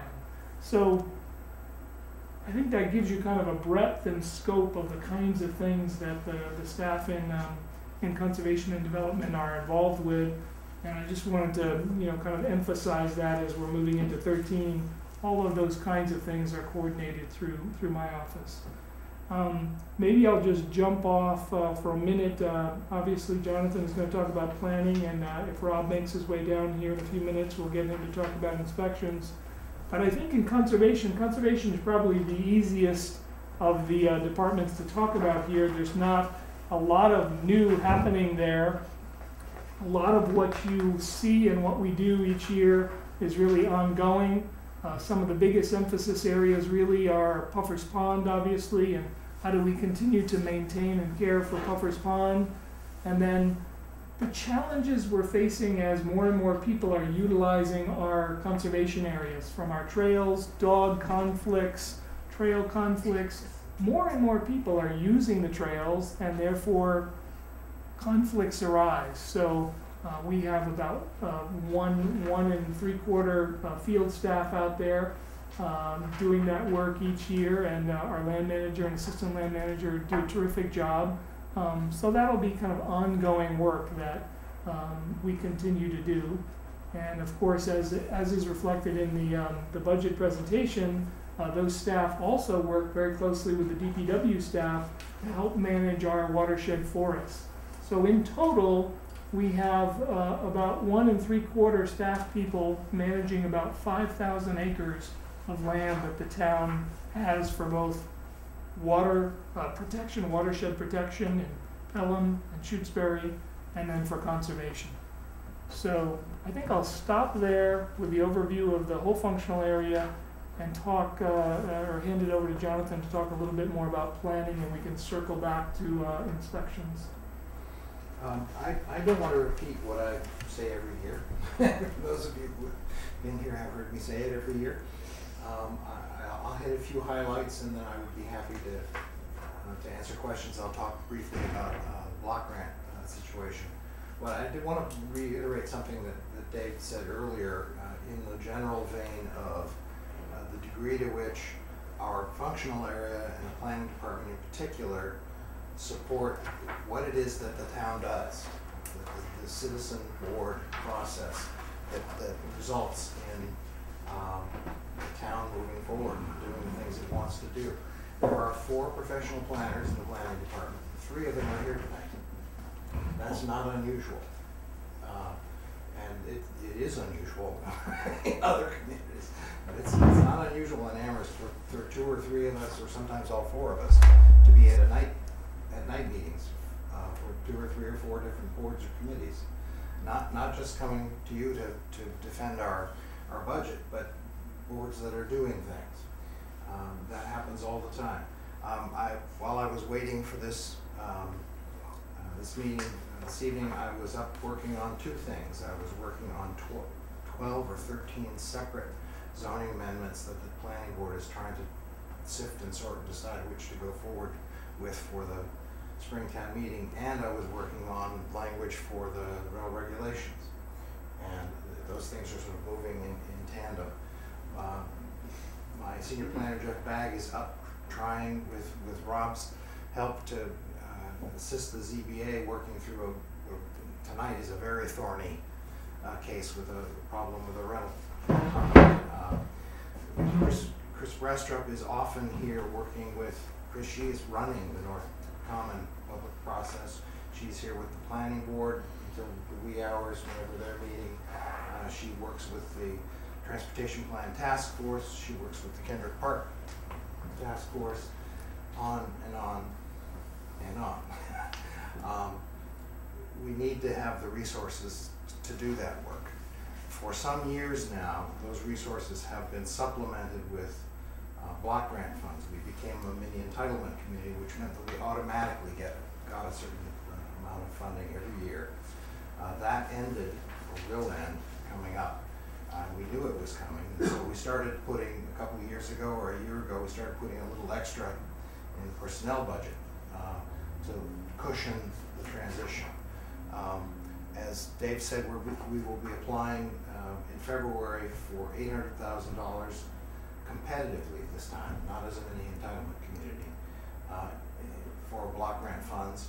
And we are, because we are in transition from being mini entitlement to competitive, we will be reasonably assured of getting $450,000 of that, and the rest we are competing with every other community that's looking for block grant funds. One way or the other, we will be covered in terms of personnel and all of the work that the block grant does in the community until the end of FY14. And then we hit a wall, and all of us are working on what to do about that wall. But for FY14, we are covered and going forward. I'd be happy to answer any questions. I can read to you what's in the manager's report. We spend a lot of time developing this report in part, so we don't have to spend hours and hours explaining it all at meetings, and you have it in front of you. But I think what I'd like to do is turn it over to Rob, and then we can all answer questions as they come up. Good evening. I'm Rob Mora. So I just walked in, so we're giving a summary of our request at this point. Okay. So few of the highlights. Thank you. Few of the highlights from my budget request this year and changes that I'm proposing. I'll start off with the electrical inspector position. Currently, we have a contract employee, but per inspection, I'm sorry, not employee, contract, more of a subcontractor for a per inspection fee on a 4-day-a-week, whatever the total hours may be. It's often over 80 hours. This week it was 88 hours for the 2-week period, rather than a normal 75 on a full-time position. So we see what represents a full-time employee, but we don't actually have a full-time employee. We don't have any benefit of office time, bringing the electrical inspector into meetings with larger projects, which would be beneficial, and really responding to public questions or plan review, because we don't have that built into their schedule or their agreement. When we start to do that, it makes more and more sense to look at this position transferring into a full-time benefited position for the town. And I'll note that there are a number of things that have dropped over the last recent years because of that 4-day work schedule. We haven't been able to keep the maintenance permits with the larger institutions and businesses in place. So we're losing out some of the revenue there, but on the other side, we're not doing the work. So it's a program that needs to be reestablished no matter what the outcome is of this budget request. And in fact, we have revived some of those maintenance permits over the last couple of weeks, which is good news. So just for example, there, FY10 we had 28 of those permits, where more recently there were only 10 issued in the last year. So we do need to work on that. I'll also note we have a couple of upcoming large projects. UMass is very busy, and electrical is the only service that we provide to the University of Massachusetts. The rest of the department does not provide inspections there. And then we also have Amherst College coming up with their science center in addition to the multiple projects they have going on at this point. So I certainly see that this is a timely change that will benefit us as well as everybody out there. And the intent there is to provide services other than just solely inspections for the electrical division. Similar concerns or points to be made for the plumbing and gas inspector. We have an inspector that we can go weeks or longer without even seeing. He responds to phone calls and requests off hours from a full-time position. Again, we don't have the benefit of having the plumbing or gas inspector participate in job meetings where we're trying to coordinate permit process and help guide applicants through the process. We're unable to provide that piece of the service along with the electrical component. And again, no office hours at all. So, not that this is any change to the dollar amount that we spend on an inspector. I'm proposing that we formalize it as a part-time position, non-benefited, and create a permanent schedule with office hours or office hour perhaps per day, whatever it might be, keeping in mind that it'd be flexible because this person would most likely have another job or be a contractor in business. But it's an important consideration for our department in the town of Amherst to have that resource available to us. Everyone is aware that we had recently added a code enforcement officer to the department.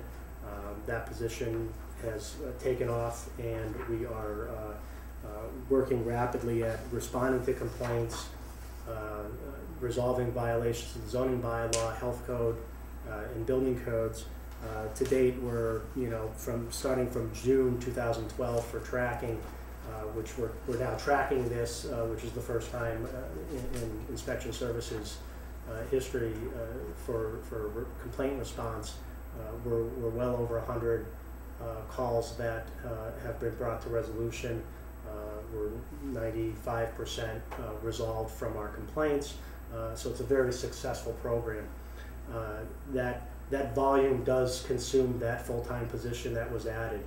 So when we talk about the Safe and Healthy Neighborhood Initiative, other inspection programs, certainly that position is fulfilling its obligation as intended and is able to assist us with some of these other programs that we want to do that I'll get into in a minute. We have a periodic inspection program.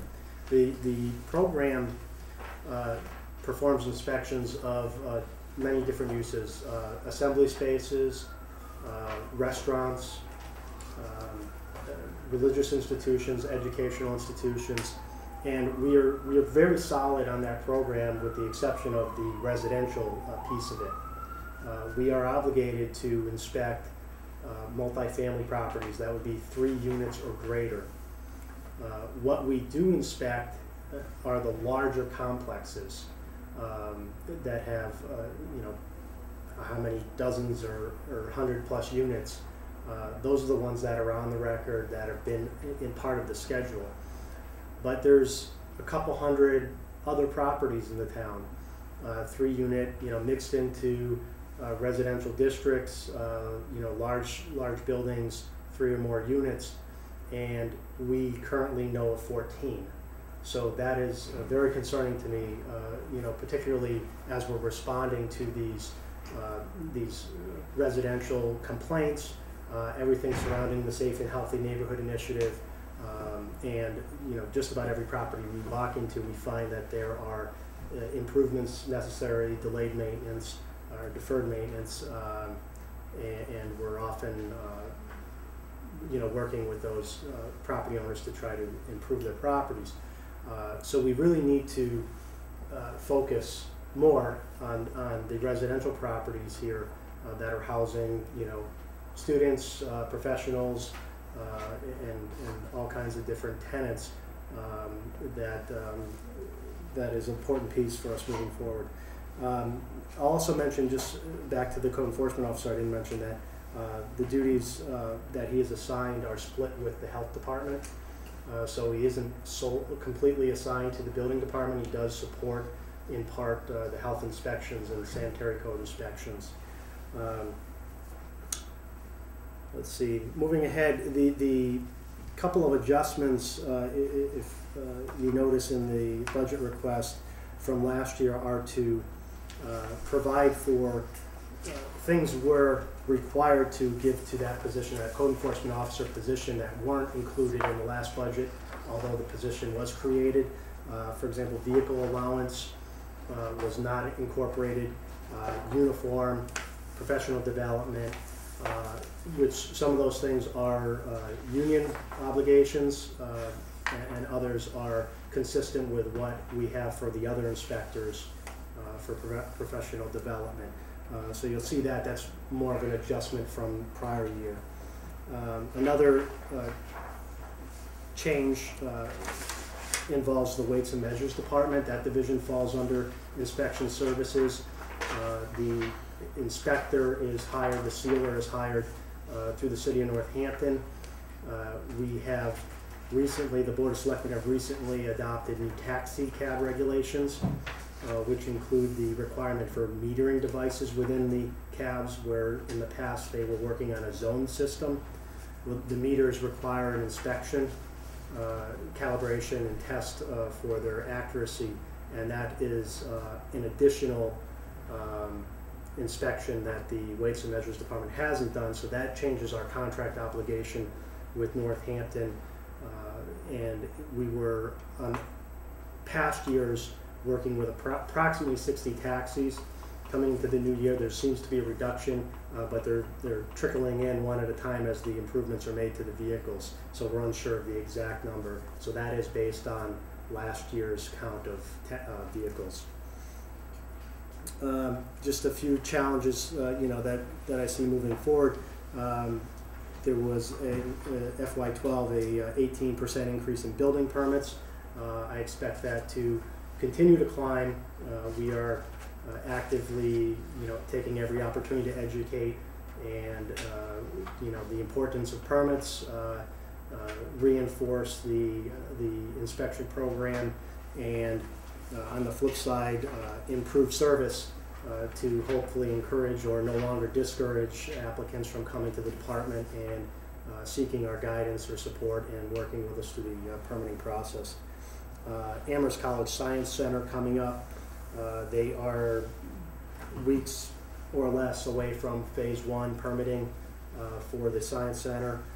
It's a large project that will generate a $143,000 building permit, and I am committed to our department inspecting that construction and not relying solely on Amherst College, project management. We do need to participate in that, so I do see that as somewhat of a strain over the next 30 months, but we will participate in that construction. You may have heard in the past, I don't know, we were mandated by the state to start a sheet metal permitting program. This is very similar to the way the plumbing permit and code is applied, or electrical permit. It's separate from a building permit, but it is under our jurisdiction. And basically, any type of renovation, any type of new building, or restaurant renovation with ductwork for hood and ventilation would require this permit, and it's a program that is lacking. We certainly collected 8 permits in FY12, which is just very small fraction of what that number should be. So again, we are working to educate and spread the news that is a now 2-year-old state requirement that we have to work with and build from. A couple of things that I'm working on here as we're making changes in the department. Mentoring the building inspectors at all levels, working with them to develop their skills and within their position.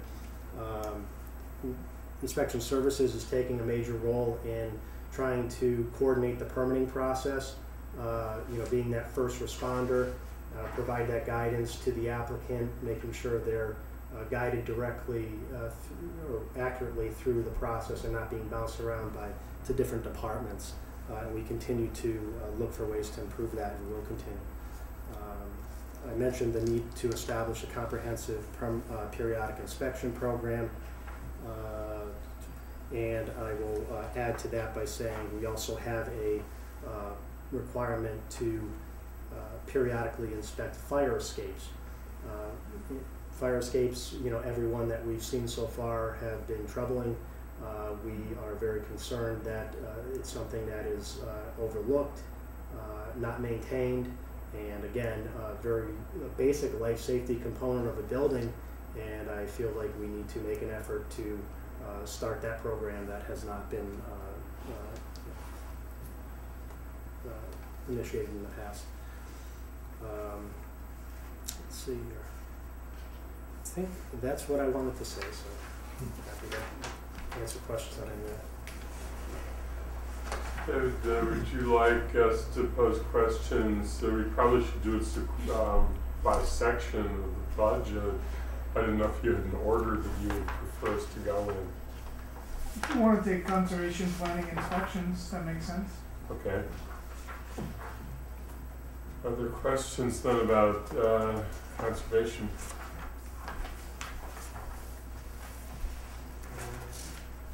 Yes, go ahead. First of all, I got to congratulate you on all the grants that your department got, the town. That's great. I just have a question about this. Are most of these matching grants, or are they? I mean, what is the town's obligation created by these grants? It's really a mix. It's a wide mix of different grants. Some of them pay for, for instance, we've working with Alan Snow over the past couple of years, gotten this grant to inventory all of our street trees in Amherst. Yeah. So it actually paid for a consultant to come, do GPS, most of our street trees in downtown and on the major ways throughout town, and there was no match at all. So that was I believe we got two $15,000 grants to do that, and then town takes over the data, and then we maintain the data over time and build the system.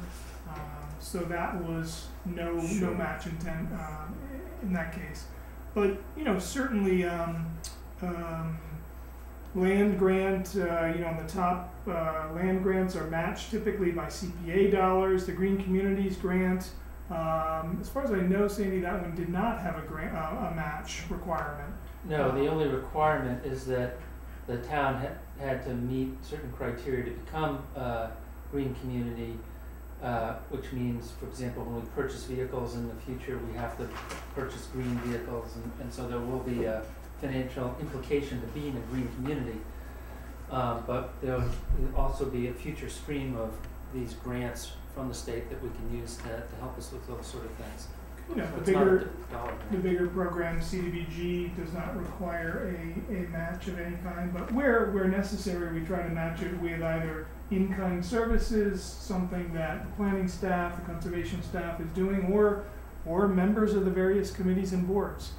Typically, we are, staff is responding to initiatives that have been at least started by one of the major committees, whether it's the Planning Board, Conservation Commission, Historical Commission, Agricultural Commission, and we're seeking funding for those programs based on some initiative that one of them has in their strategic plan of some sort. Thank you. Yeah, go ahead, James. I was wondering, you do get these grants, so why are why isn't more listed under grants on the sources of funds in the book? Well, I'll defer to Sandy on that. But most of these grants do not cover personnel costs per se. The only exception to that really are the CDBG funds.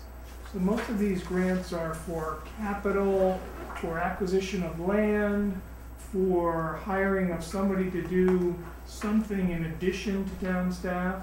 So we don't typically list them there because they don't cover personnel, they don't offset a personnel cost, with the exception of the CDBG grant. Over the decades, grants have increasingly ceased to do that.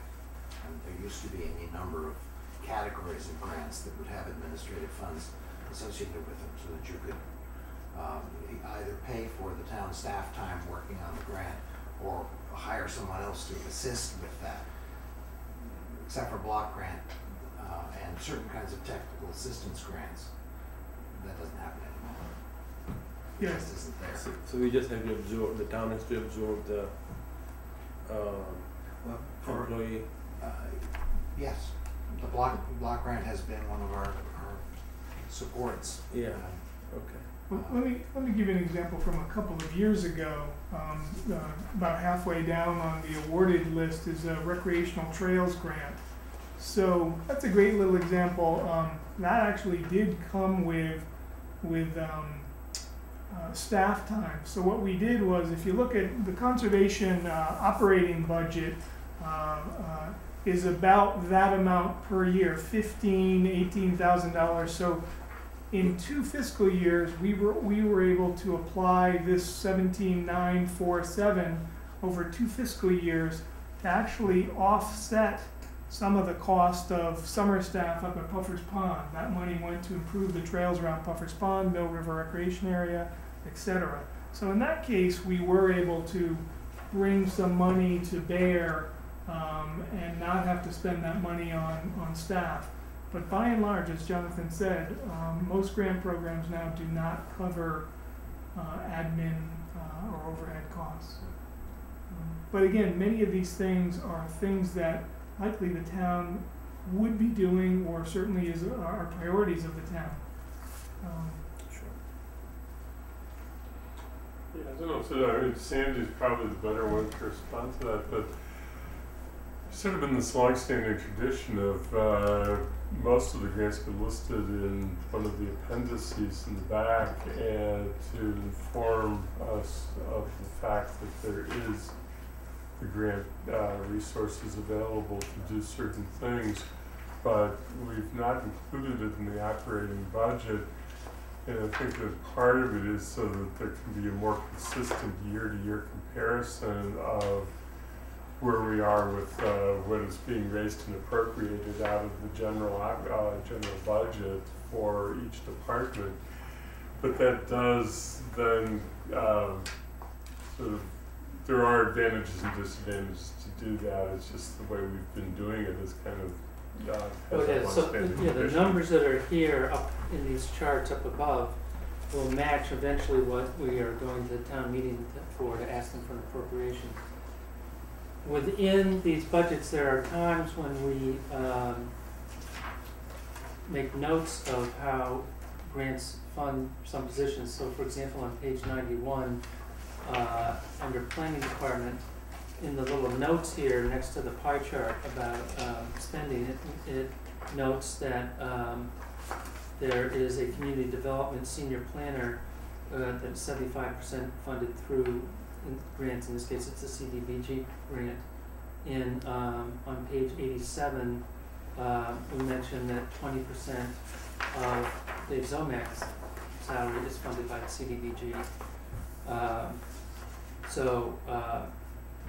What it does is it reduces the amount of appropriation up here in this chart that you see, that is tax dollars that's going to go to town meeting. One of the dispatchers, for example, is funded by a grant, and again, it's noted in we always try to note that when we know about it in this part of the budget.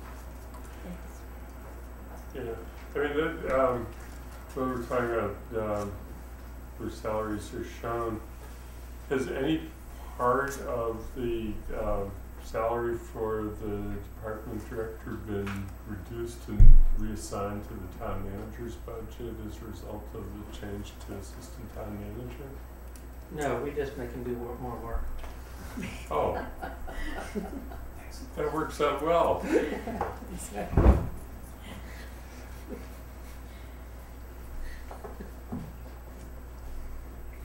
Other questions? Okay, Can you get to planning now? yes. Can you tell us, Jonathan, the status of the traffic study and the housing study? The traffic study that was done by UMass as part of its master plan, and it was expanded to include areas around the campus, is essentially done. We do not yet have a copy in hand, but it's done.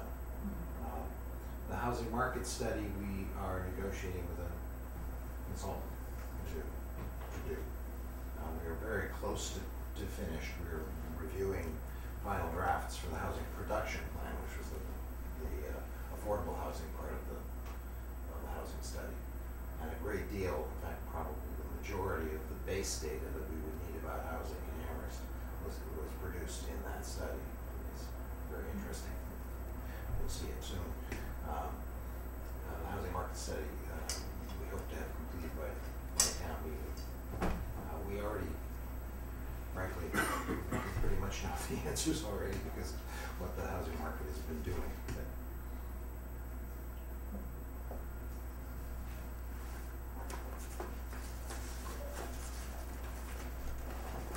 So there's a whole lot of questions that come up around CDBG, and I don't know how to even approach putting it. It would be, I guess, helpful to have a sense of what is being presently funded by CDBG. You talked about the wall or what's at risk in future years, and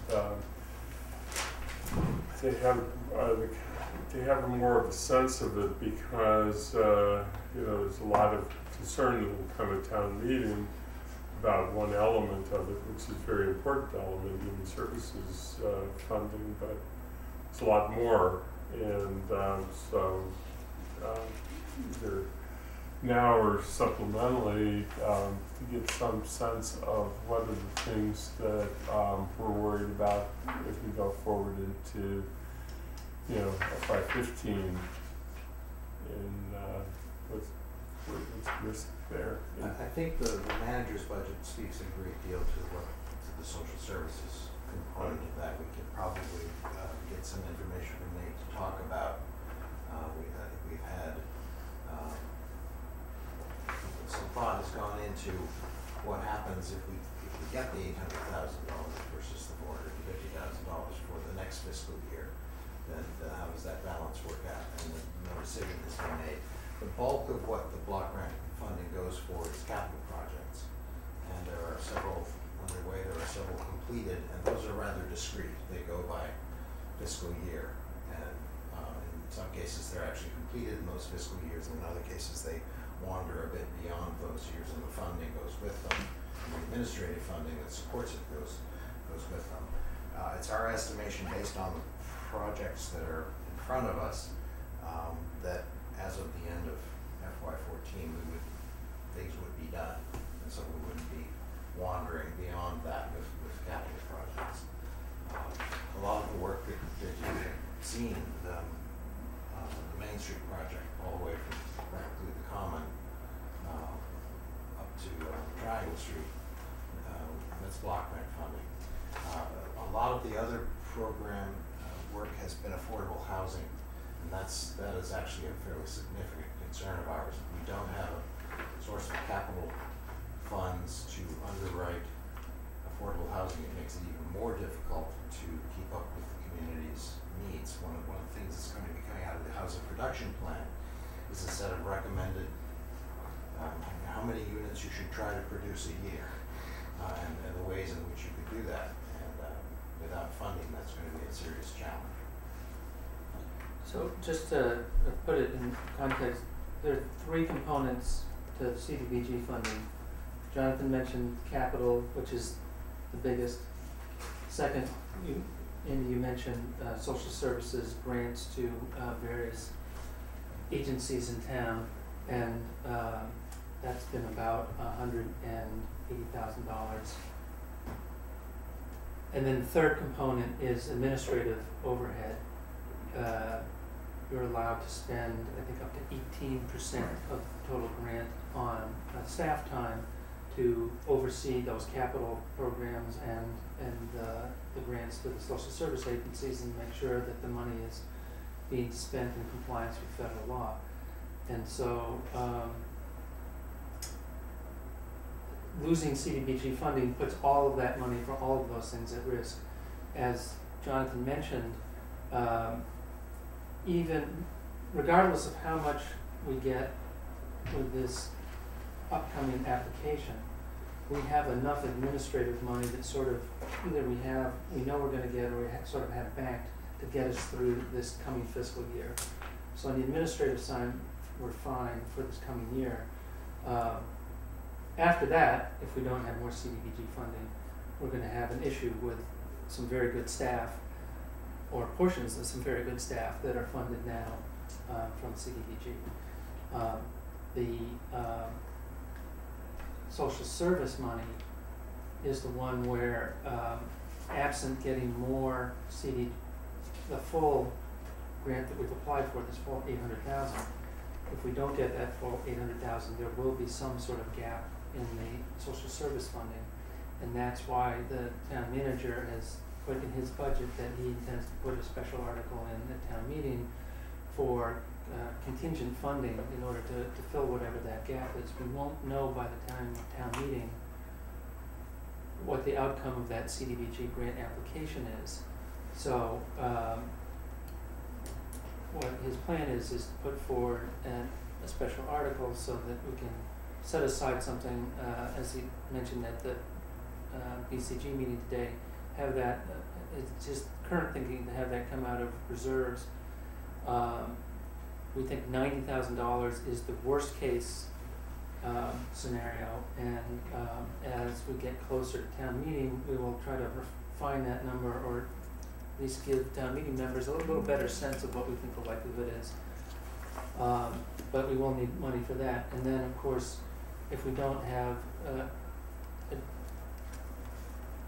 replacing the money for the capital programs, it is a significant problem. That will be a major loss, and there is no easy solution to that on the horizon. Yeah, which actually, I guess I had two follow-up thoughts on this. One is that what you just mentioned, this is something that we will have to be thinking about about next November when we do the preliminary guidelines and make the original pass at what the budget and gross should look like, is to whether there needs to be more consideration given to an increase in the tax-supported capital budget in order to make up for the loss of grant-supported capital. And that's a discussion for next year, but it's an important discussion to start recognizing needs to happen. And then the other questions that you've been alluding to included the social services thing, and of course we are going to talk about that as we go forward, but I'll just mention it tonight because the staff is working on it this year. It's been our policy of the past 4 or 5 years that we don't favor using reserves for ongoing, recurring operating expenditures, that it is to be used on a temporary basis for purposes to bridge to something, a new plan of some sort, either new revenue or future reductions. And so I guess that as we talk about this, if we're going to talk about using reserves, we have to be very clear about whether we're adhering to that policy, and if so, how this fits into that policy. Okay. One more question about CDBG money. it's always seemed rather mysterious to me why we are entitled to it at some points and then we're not entitled to it anymore. If this cycle has happened before, what are chances we become entitled again at some point? Or mini entitled again. Mini entitled again. I will give you a quick answer, but these guys will give you a better answer. There's a matrix of factors that the state looks at, including, I don't know all the factors, but wealth and poverty indices and so forth. And Amherst has always been on the cusp of the cutoff for mini entitlement status, and with updated census information and some minor changes to how the state analyzed and looked at those numbers and the formulas they were using, we went from being on the cusp to falling just below. And so it is possible for us to regain mini entitlement status in the future, potentially, but that's certainly not a guarantee. As you said, the town has had and lost that status in the past and regained it, so we're certainly not giving up on it. We're also very cognizant of CDBG as a viable program and given all the federal issues to consider. So I think we are, to finish answering your question and to also answer Andy's question to some extent, I think we are aware of this is an unusual situation this year. What we will be transitioning to in coming years, I don't think we're prepared to say yet, but I think we are aware of that as an issue that has to be addressed. And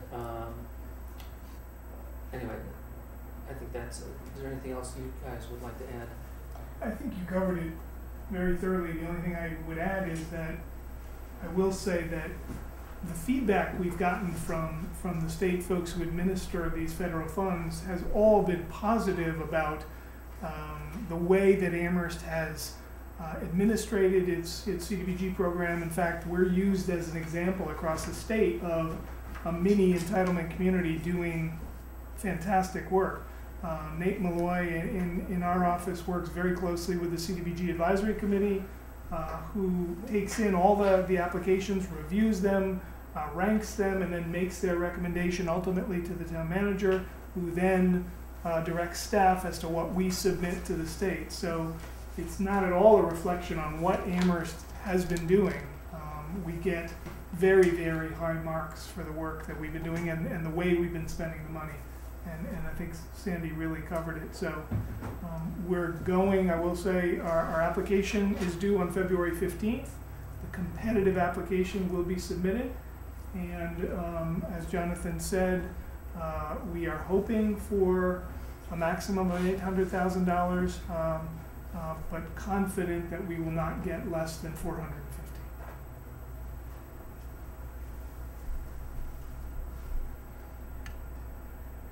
Anything else? Okay. Question for Mr. Moore. Did you say that you want to, or that you are bringing in the county gas inspector as a part-time, non-benefited employee? I would like to. I haven't yet. Okay, it's not in the It budget. is built into the budget this way. It is built into the budget, all right. It hasn't made the personnel moves yet. Oh, okay, but it is built into the budget. But when you, on the organizational charts, it has a dotted line around it, and that either means, right, if some position has a dotted line around it, it means it's either part-time, non-benefited, or it's a, So for example, it's funded some other way. right, the weights and measure position is got a dotted line because we contract for those services through Northampton, and the plumbing and gas inspectors because it's a part-time, non-benefited. Okay, good, thank you. Then we need to follow up with minutes. So Yes. you're saying the gas inspector, you want to create a permanent position for that person? A permanent part-time position. Oh, permanent part-time, okay. And then it's the electrical inspector that will be a new permanent full-time. Correct. create permanent part-time. Bob Solid asked a question. He's a member of the committee who was not able to be here tonight when the town manager was here about the electrical inspector, and that was the. And I'm not sure that I really understood where it came out. Is the balance between the costs of a permanent employee with retirement and other benefits versus the costs under the current system. So Yes, I'm sorry. That's quite all right. I forgot I asked that question. So Think about that, though. there are additional costs. One is for health insurance, and that we do for every vacant position. We pick a number for what is our plug number for health insurance. It's about $11,000, because we don't know whether somebody's going to take a family plan or an individual plan, HMO or a PPO. So we pick a number in the middle, and then once that position is filled, then we can spend whatever we spend. So that's that cost, and as Rob mentioned, by contract or by policy in the office, there are certain things like vehicle reimbursement or uniforms or so forth.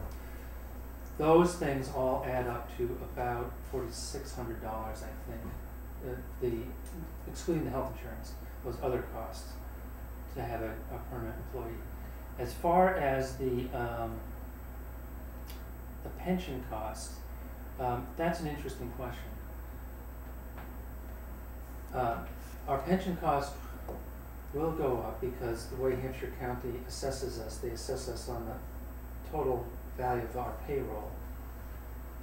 And they take all the payroll for all the towns and districts, and Amherst does 26% of that, and so to the extent we increase our payroll, we'd get a bigger chunk.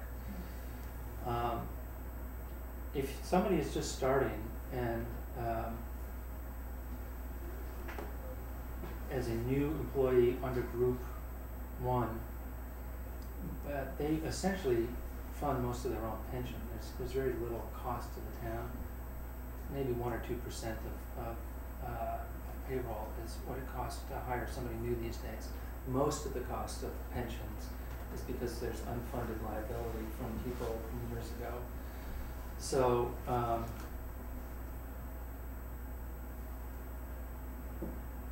I think that part isn't a big cost. Then of course there's the OPEB cost that isn't built into any of this stuff and is still out there and has not been factored in the cost of hiring a new person. And that is well, that is, is a lot of money. Yeah, follow. Just to follow up on that, I mean, the other piece that I think about with regard to hiring a new employee, besides those things you just sort of mentioned, when we look at these, we look at revenue and expenses, and so sort of from a revenue kind of side, do we feel that, and I think Mr. Morris spoke to this a little bit, is the quality of the service is better, the control is better. And so, really, it's in some ways it's hard to put a dollar value on that, but what I'm assuming is the argument is that the value of having a staff person exceeds those costs, or is at least equal to those costs. Because the contracted services has an X dollars per hour, but it's clean. It's like once you pay it, you have no further obligation. Whereas this has those longer term liabilities that kind of come with it that are part of that package that are a little gray at the beginning because you just don't know how they're going to play out over a long period of time. Yeah. But nonetheless, you have a sense of it. But it's really about the value of those other pieces that are not as quantifiable around, the control, the quality of service, and those types of things. And so I'm curious your thoughts on that a little bit, but or anything else along those lines that are sort of leaning you in that direction of an employee.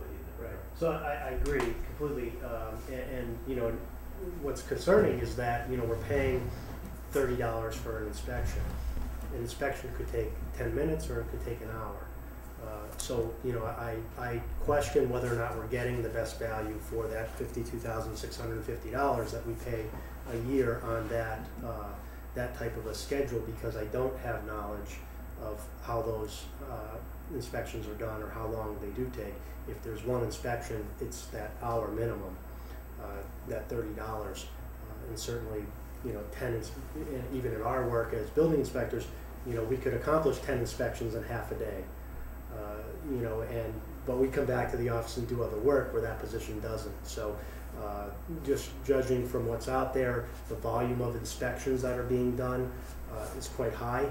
I strongly believe that we are not getting the best value for that money.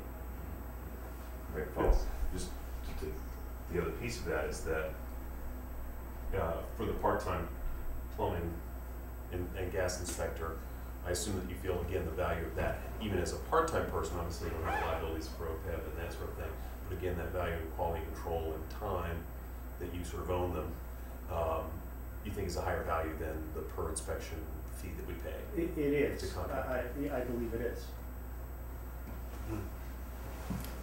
Yes? Well, it looks to me that this inspection services department's pretty much fee supported. It doesn't use taxation. So it's probably a wash.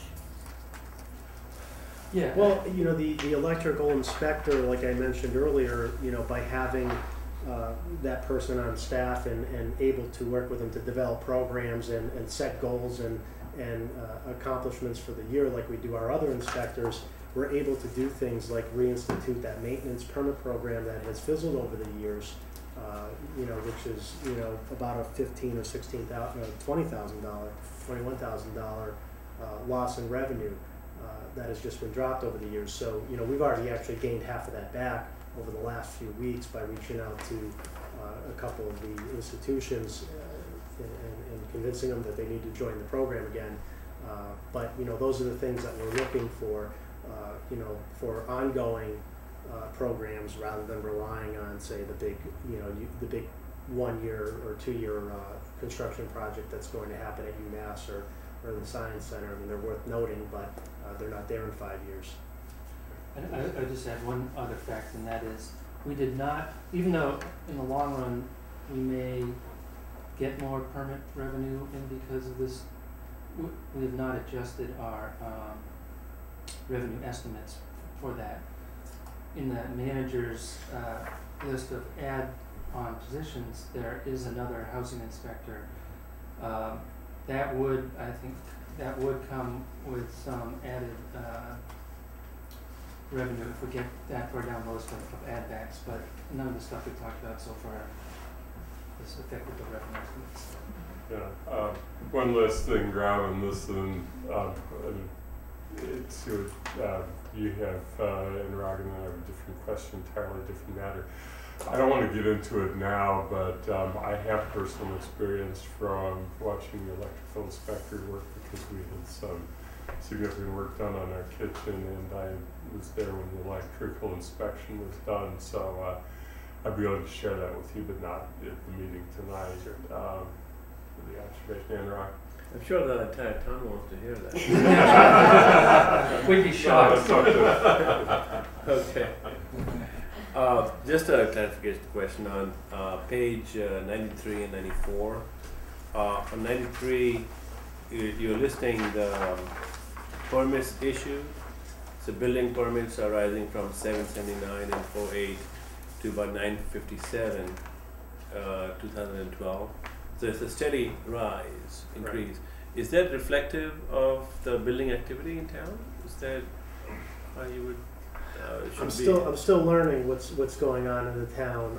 I feel that number is significantly low. This number is low. Right. You know, low in terms of what? In terms of we're not capturing. It doesn't accurately reflect work that's going on, mm-hmm. And I think that's just a atmosphere that I walked into. Given the strains that the department may have been under in the past, and we're really focusing on being more responsive,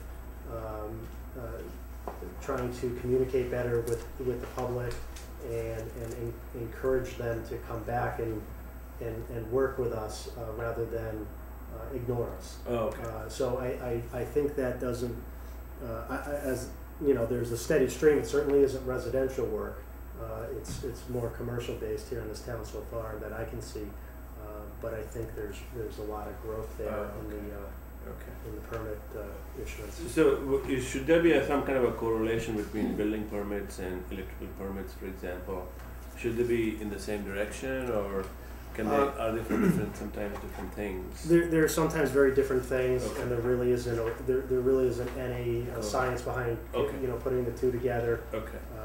It doesn't work out. Okay, that way. so and then on page 94, the sources of funds, the building permits, and they are, the overlap is really only 3 years, 10, 11, and 12 from the one on the other page. And I'm just wondering if the dollar figures should correlate with the unit figures. I mean, if they are, if the 10, 11, and 12 is rising from 857 permits to 957 permits, that's a rise of 100 permits.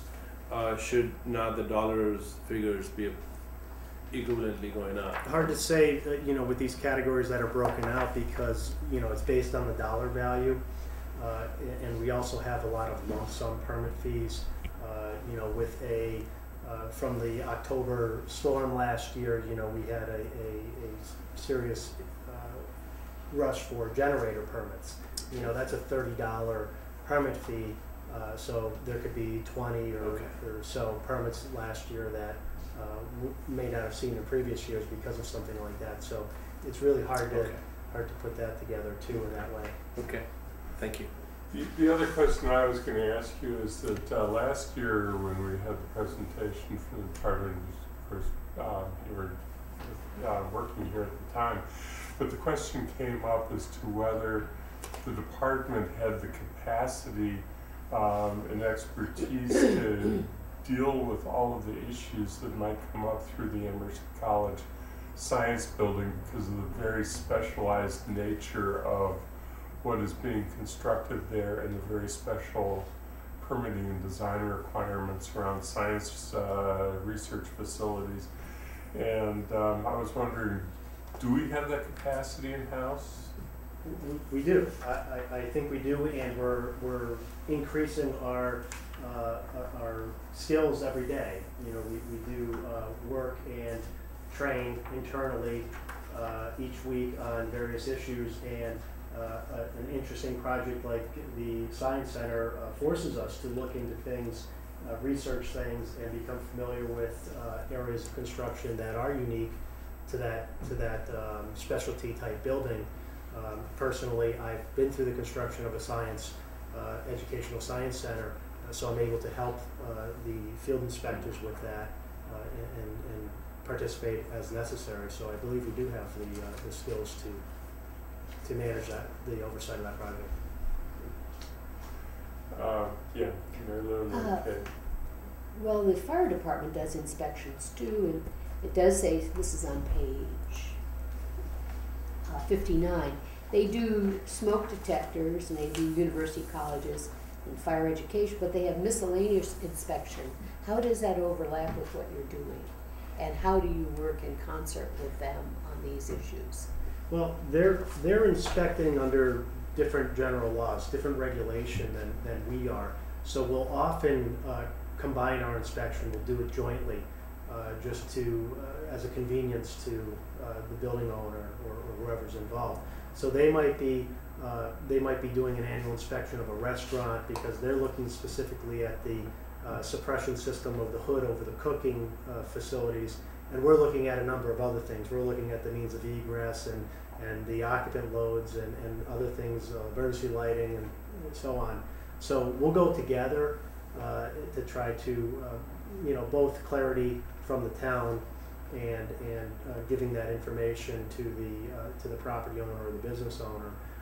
But they are very separate responsibilities and jurisdictions.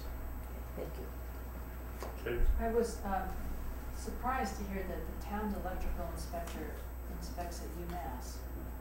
It seems to me there are quite a number of buildings going up there, and some of science, integrated sciences center, and also, is one electrical inspector going to be able to handle all that? We believe so. You know, it's going to be a challenging year with what's going on at UMass and what's going on at Amherst College. So that additional day would be critical. But again, just like I've done with the building inspectors, and you know, if the question was asked earlier about you know, timing for a building inspector to be at the Amherst College project, we're looking at ways to, you know, create as much efficiency within the department. You know, from anything from you know, geographically separating the town so I don't have inspectors driving back and forth. You know, we're looking at every possible benefit to us to get the most out of our day. It's been very effective so far. We're able to accomplish much more than the department ever has. And with that position in-house, you know, basically available to me to work with in that way, I think we can accomplish it. At this point, I'm not looking at, you know, needing additional time. Now, in the way that we're operating, that question or that answer may be very different as we suggest to that contract inspector that now you have this Amherst College project coming up in addition to what's on your plate. What does that mean? You know, the 88 hours that you know, we're paying for this pay period, what happens next? Do we just let them go, you know, let them go and work as many hours, you know, basically unmonitored at this point, or, you know, try to gain some structure there. Anything else? Well, thank you then all very much. It's been very informative and Thank you. helpful so that we understand the budget and all of the good work that you guys are doing and the challenges that you're facing right now. So thank you. Thank you very much. Thank you.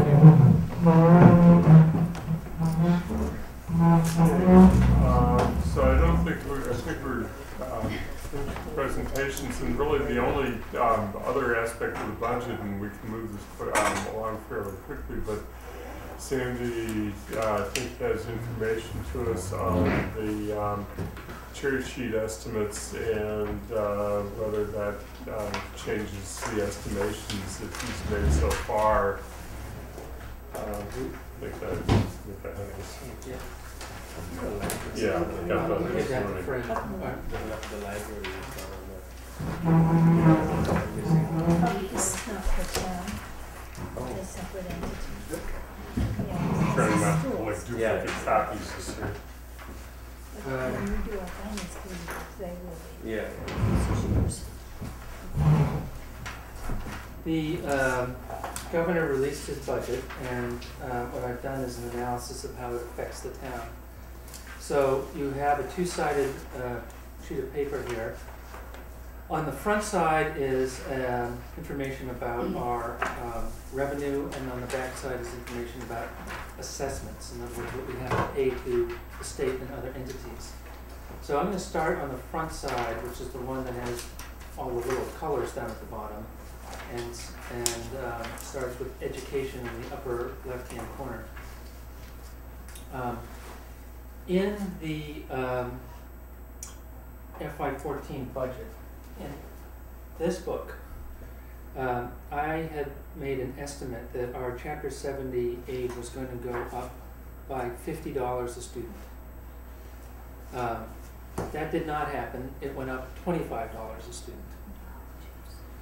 So because of that change, and because so I thought we were going to go up by about $50,000. Instead, we went up by $30,000 from last year. But that means that we had a shortfall from this original estimate of $20,000. That's what that $20,000 represents, the difference between what's in this green book and what the governor's budget was. So the good news is state aid is going up. Bad news, it's not going up as much as we thought it would. Charter tuition reimbursement is also going up in this estimate.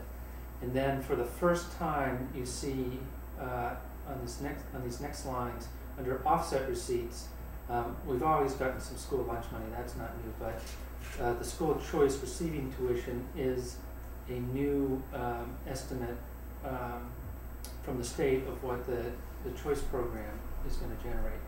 That is an offset receipt, so it goes directly to the school department. It does not come, it's not appropriated by town meeting. And so it is showing up on this sheet, but in a little while I'm going to show you that I take it out and don't count it because it's just revenue to the schools and not to the town as a whole. The next line down is our unrestricted general government aid. I predicted in this budget, the green budget, that would not go up, and it did not go up. But what the governor did was came out with a new annual formula local aid, which for the town of Amherst would be $328,000. He has said that this is linked to his new tax proposals. As you have no doubt heard, he has proposed increasing the income tax, reducing the sales tax, changing a number of exemptions and tax policies, and expanding the bottle bill, and taxing soda and candy, and a whole number of things that would primarily fund a lot of transportation improvements across the state, but would also go toward funding more investments in education. So that's where this money is showing up for us, this $328,000. The other changes on this sheet are fairly minor, just bump up in victims' benefits estimates and so forth. And as we talked about before, down at the bottom there, the library aid number in the governor's budget is higher by $3,500 than my estimate. And my estimate was based on what they got last year, which also, just by the way, Kay, the $63,000 they got in FY14, that's also what they got in FY13 and FY12. I think you had asked that question before as to how much they'd actually received. It's the $63,000. Yeah. Okay. So if you sum up all these increases on this column, a total increase of $548,000. And then what you have to do is you have to net out the other side of the page. So on the other side of the page, this is what we have to pay the state for a variety of things. Up top, when somebody is charged a fee for renewing their registration, if they come in as a late fee, we collect that money, but then we have to give half of it to the state, and so that's what that number is up there. Regional transportation, that's the PVTA.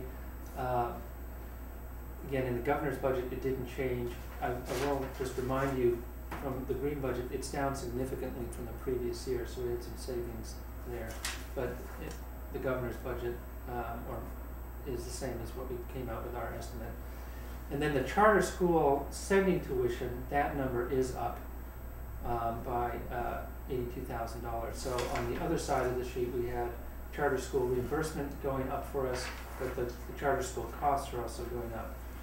Now, if Rob Detweiler were here, he would tell you he has slightly different numbers than the governors for what these are eventually going to be, and they will eventually come out to some number. So be that as it may. It's a number. It's a number. All budgets are estimates. Let's keep that in mind. Sandy, So, okay, go ahead. So if you take that $78,000 in increased cost from the assessments and subtract it from the 548, you see that we have a net increase in all funds coming to the town of $470,000. But that includes all that offset money, particularly that choice money. So really, to be apples to apples and think about what resources we have, you have to say that the total increase in our receipts, less those offsets, was at 346. Okay. And then you back out the charges on the back page. It means the net increase to us, if all this stuff happens, is that we would have $268,000 more dollars than we have now. And then I thought I should show you, because a lot of people are skeptical about this annual formula aid actually showing up. What would happen if that line didn't show up, if we didn't get that $328,000? If we didn't get that $328,000, we would have a deficit of $59,000. We would have, in other words, under the governor's budget, have $59,000 less than we estimated in this budget. Okay. Where's the 300 and some thousand? So this is what 346. 346 is the sum of all of this stuff, Correct. less the offset money, this money, and this money. So if you don't count this money as new revenue in this line and this line, then the new money is really that there. Okay. I hope the color coding helps it make it more easy to understand and not just more complicated. It sort of looks like a JCPC. Are there any questions about the numbers? And then I will talk a little bit about the politics behind these numbers. Well, I think maybe it's a segue into you talking about politics behind these numbers, but this annual formula local aid, what is that? I mean, It's a number. Yeah, it is a number, but it is, you're not even very confident that we'll even get that. We don't know, it's just an unknown. We don't know it. The governors, when we were at the MMA conference last Friday, I went to a presentation by the governor's Secretary of A&F, Administration and Finance, his new person, and the person who is the head of the Division of Local Services, talking about what are the prospects for revenue, and in fact the governor's revenue staffer, Amy Pitter, I forget if she's a secretary or what her official title is, but they all implied that this new aid is tied to the legislature adopting the governor's proposals. So now I'll get into the politics. I don't know if that's what the legislature is going to do. So far, their public statements have been very cautious, which is sort of what you would expect. Because, for them to see a new $1 billion increase in revenue being proposed by the governor, the first thing the legislature is going to do is say, well, interesting idea, we'll look at it. I think there is a lot of enthusiasm in the legislature for doing something about fixing transportation funding, because the state's going to go off a cliff, a fiscal cliff of its own, if they don't fix funding for the T. And interestingly, kind of the politics of it is played out that because they're fixing the T, they've also been very conscious of trying to spread the wealth around the state. So there's a significant increase in funding for the PVTA from the state, for example. I think right now the state, I think John was saying, funds something like $17 million, and it would go up to something close to $50 million. So there's a lot of money. For the PVTA? Yes. Yes, it's a lot of money. There's a lot of money out there for increased Chapter 90 funding, which is what we use for road work. It would be a 50% increase in our annual allocations for the next 10 years, and that could be worth something on the order of $4 to $5 million to us over 10 years. So there's a lot of money to spread around for transportation, and that is really the bulk of the new spending under the governor's plan. There is some of this education funding and so forth that kind of rides along with that. So it'll be very interesting to see what the legislature does. The other thing I would say is, that I found very interesting, is that our chapter $70 went up a little bit, $25 a student. There are other communities, I was talking to Brookline in Lexington, for example, and they went up over $1 million. I mean, they really hit the jackpot. I've been told, although I haven't looked at the numbers to verify, that Boston did not go up very much. So it's very interesting. There's something about how they have changed these formulas that is it's going to have a political ripple effect in terms of who's our winners and losers, and that the legislature is going to be very cognizant of those impacts, and because they want to make sure everybody's a winner, because you have to have everybody be a winner for them to, you got to pull together those votes. So I would say the upshot of this for us today is that there is a serious conversation about changing the tax structure in the state and increasing taxes. I think the governor has made a serious proposal. It's a sort of once in a generation opportunity to have this conversation and to have it taken seriously. The legislative leadership in the past has consistently said no to any new tax discussion, and now they're at least saying they're open to the discussion. So I think something is likely to happen. Where it's going to then fall in this range of numbers, it's too early to tell. As we get closer to town meeting, we will have a better sense. We may have some sense from our legislative delegation as to whether they see things moving in the House and Senate, or whether this is just not going to work.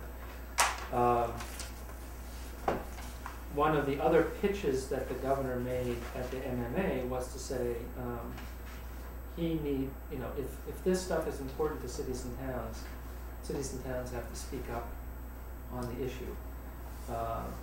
This has started as a top-down proposal, but it's only going to pass as a grassroots bottom-up. So I know the select board has been having discussions about writing to our legislative delegation on the issues and what they see the impacts to Amherst are for this transportation funding and for some of these other things. And I think the school committee is also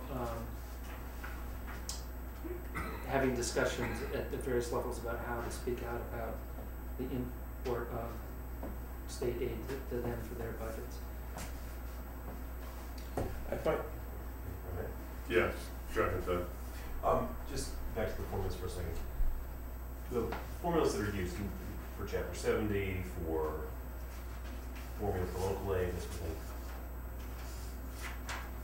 the actual construct of that is part of the legislative process, is it not? So those the formula that the governor proposes is one that he's going to submit to the legislature for action, but it has to be actually voted on and, fine-tuned by the legislative process, correct? Oh, absolutely. Okay. It goes to the legislature, and you're at square one with them. Right, okay. As it is with just the basic budget questions as well, right? Okay. I just was taking that into consideration as we look at this. It's House and Senate too, right? Right. Each with their own Absolutely. thoughts. Right, and there are, and I am not an expert on Chapter 70, believe me. I've been trying to learn more and more about it, but there are goals that are set out in law as to what portion of education is funded by the state and what is funded by localities. And some communities are above those goals, some are below, and each year the state tries to get everybody closer. And one of the things that the governor's budget does is he makes a big jump to get people to where they should be, whereas over time it's been incremental. Mm-hmm. And so that will be part of the discussion at the legislature, is how fast they're going to move to get to what they call equity funding. So there are a bunch of things. The basic structure will stay in place, but we're not at what we're supposed to be, so getting to the right funding level over time is gonna be part of the issue about who gets how much money. So you don't know if the governor in the cherry sheet calculations was just using the current formula that's been in place, or did he do something else? He did tweak the current formula by expanding the base, the number of kids that you could include. So I believe that the number of kids that are in, I forget if it's preschool or kindergarten, you were previously only able to count a fraction of them, and now you can count all of them. That's the level of detail I have to say Well, 20,000 divided by 25 is 800. Well, that's what's in the elementary, Is that what the elementary is? approximately. If you're interested in knowing how Chapter 70 works and have the wherewithal to stick with it, last week I gave you the discs, the CD-ROMs that have the Association of Town Finance Committee handbook, and in the handbook is a chapter about the subject of how the Chapter 70 funding formula works, which is written by somebody who I've talked to, and Sandy knows, the Department of Revenue, Rick Kingsley, and he's, for what everybody tells me, is the state expert on the topic, and it is very well written. So if you're really curious, pull out your disc and take a look, and but don't expect me to be able to answer your questions when you're done. Well, I find it fascinating how these formulas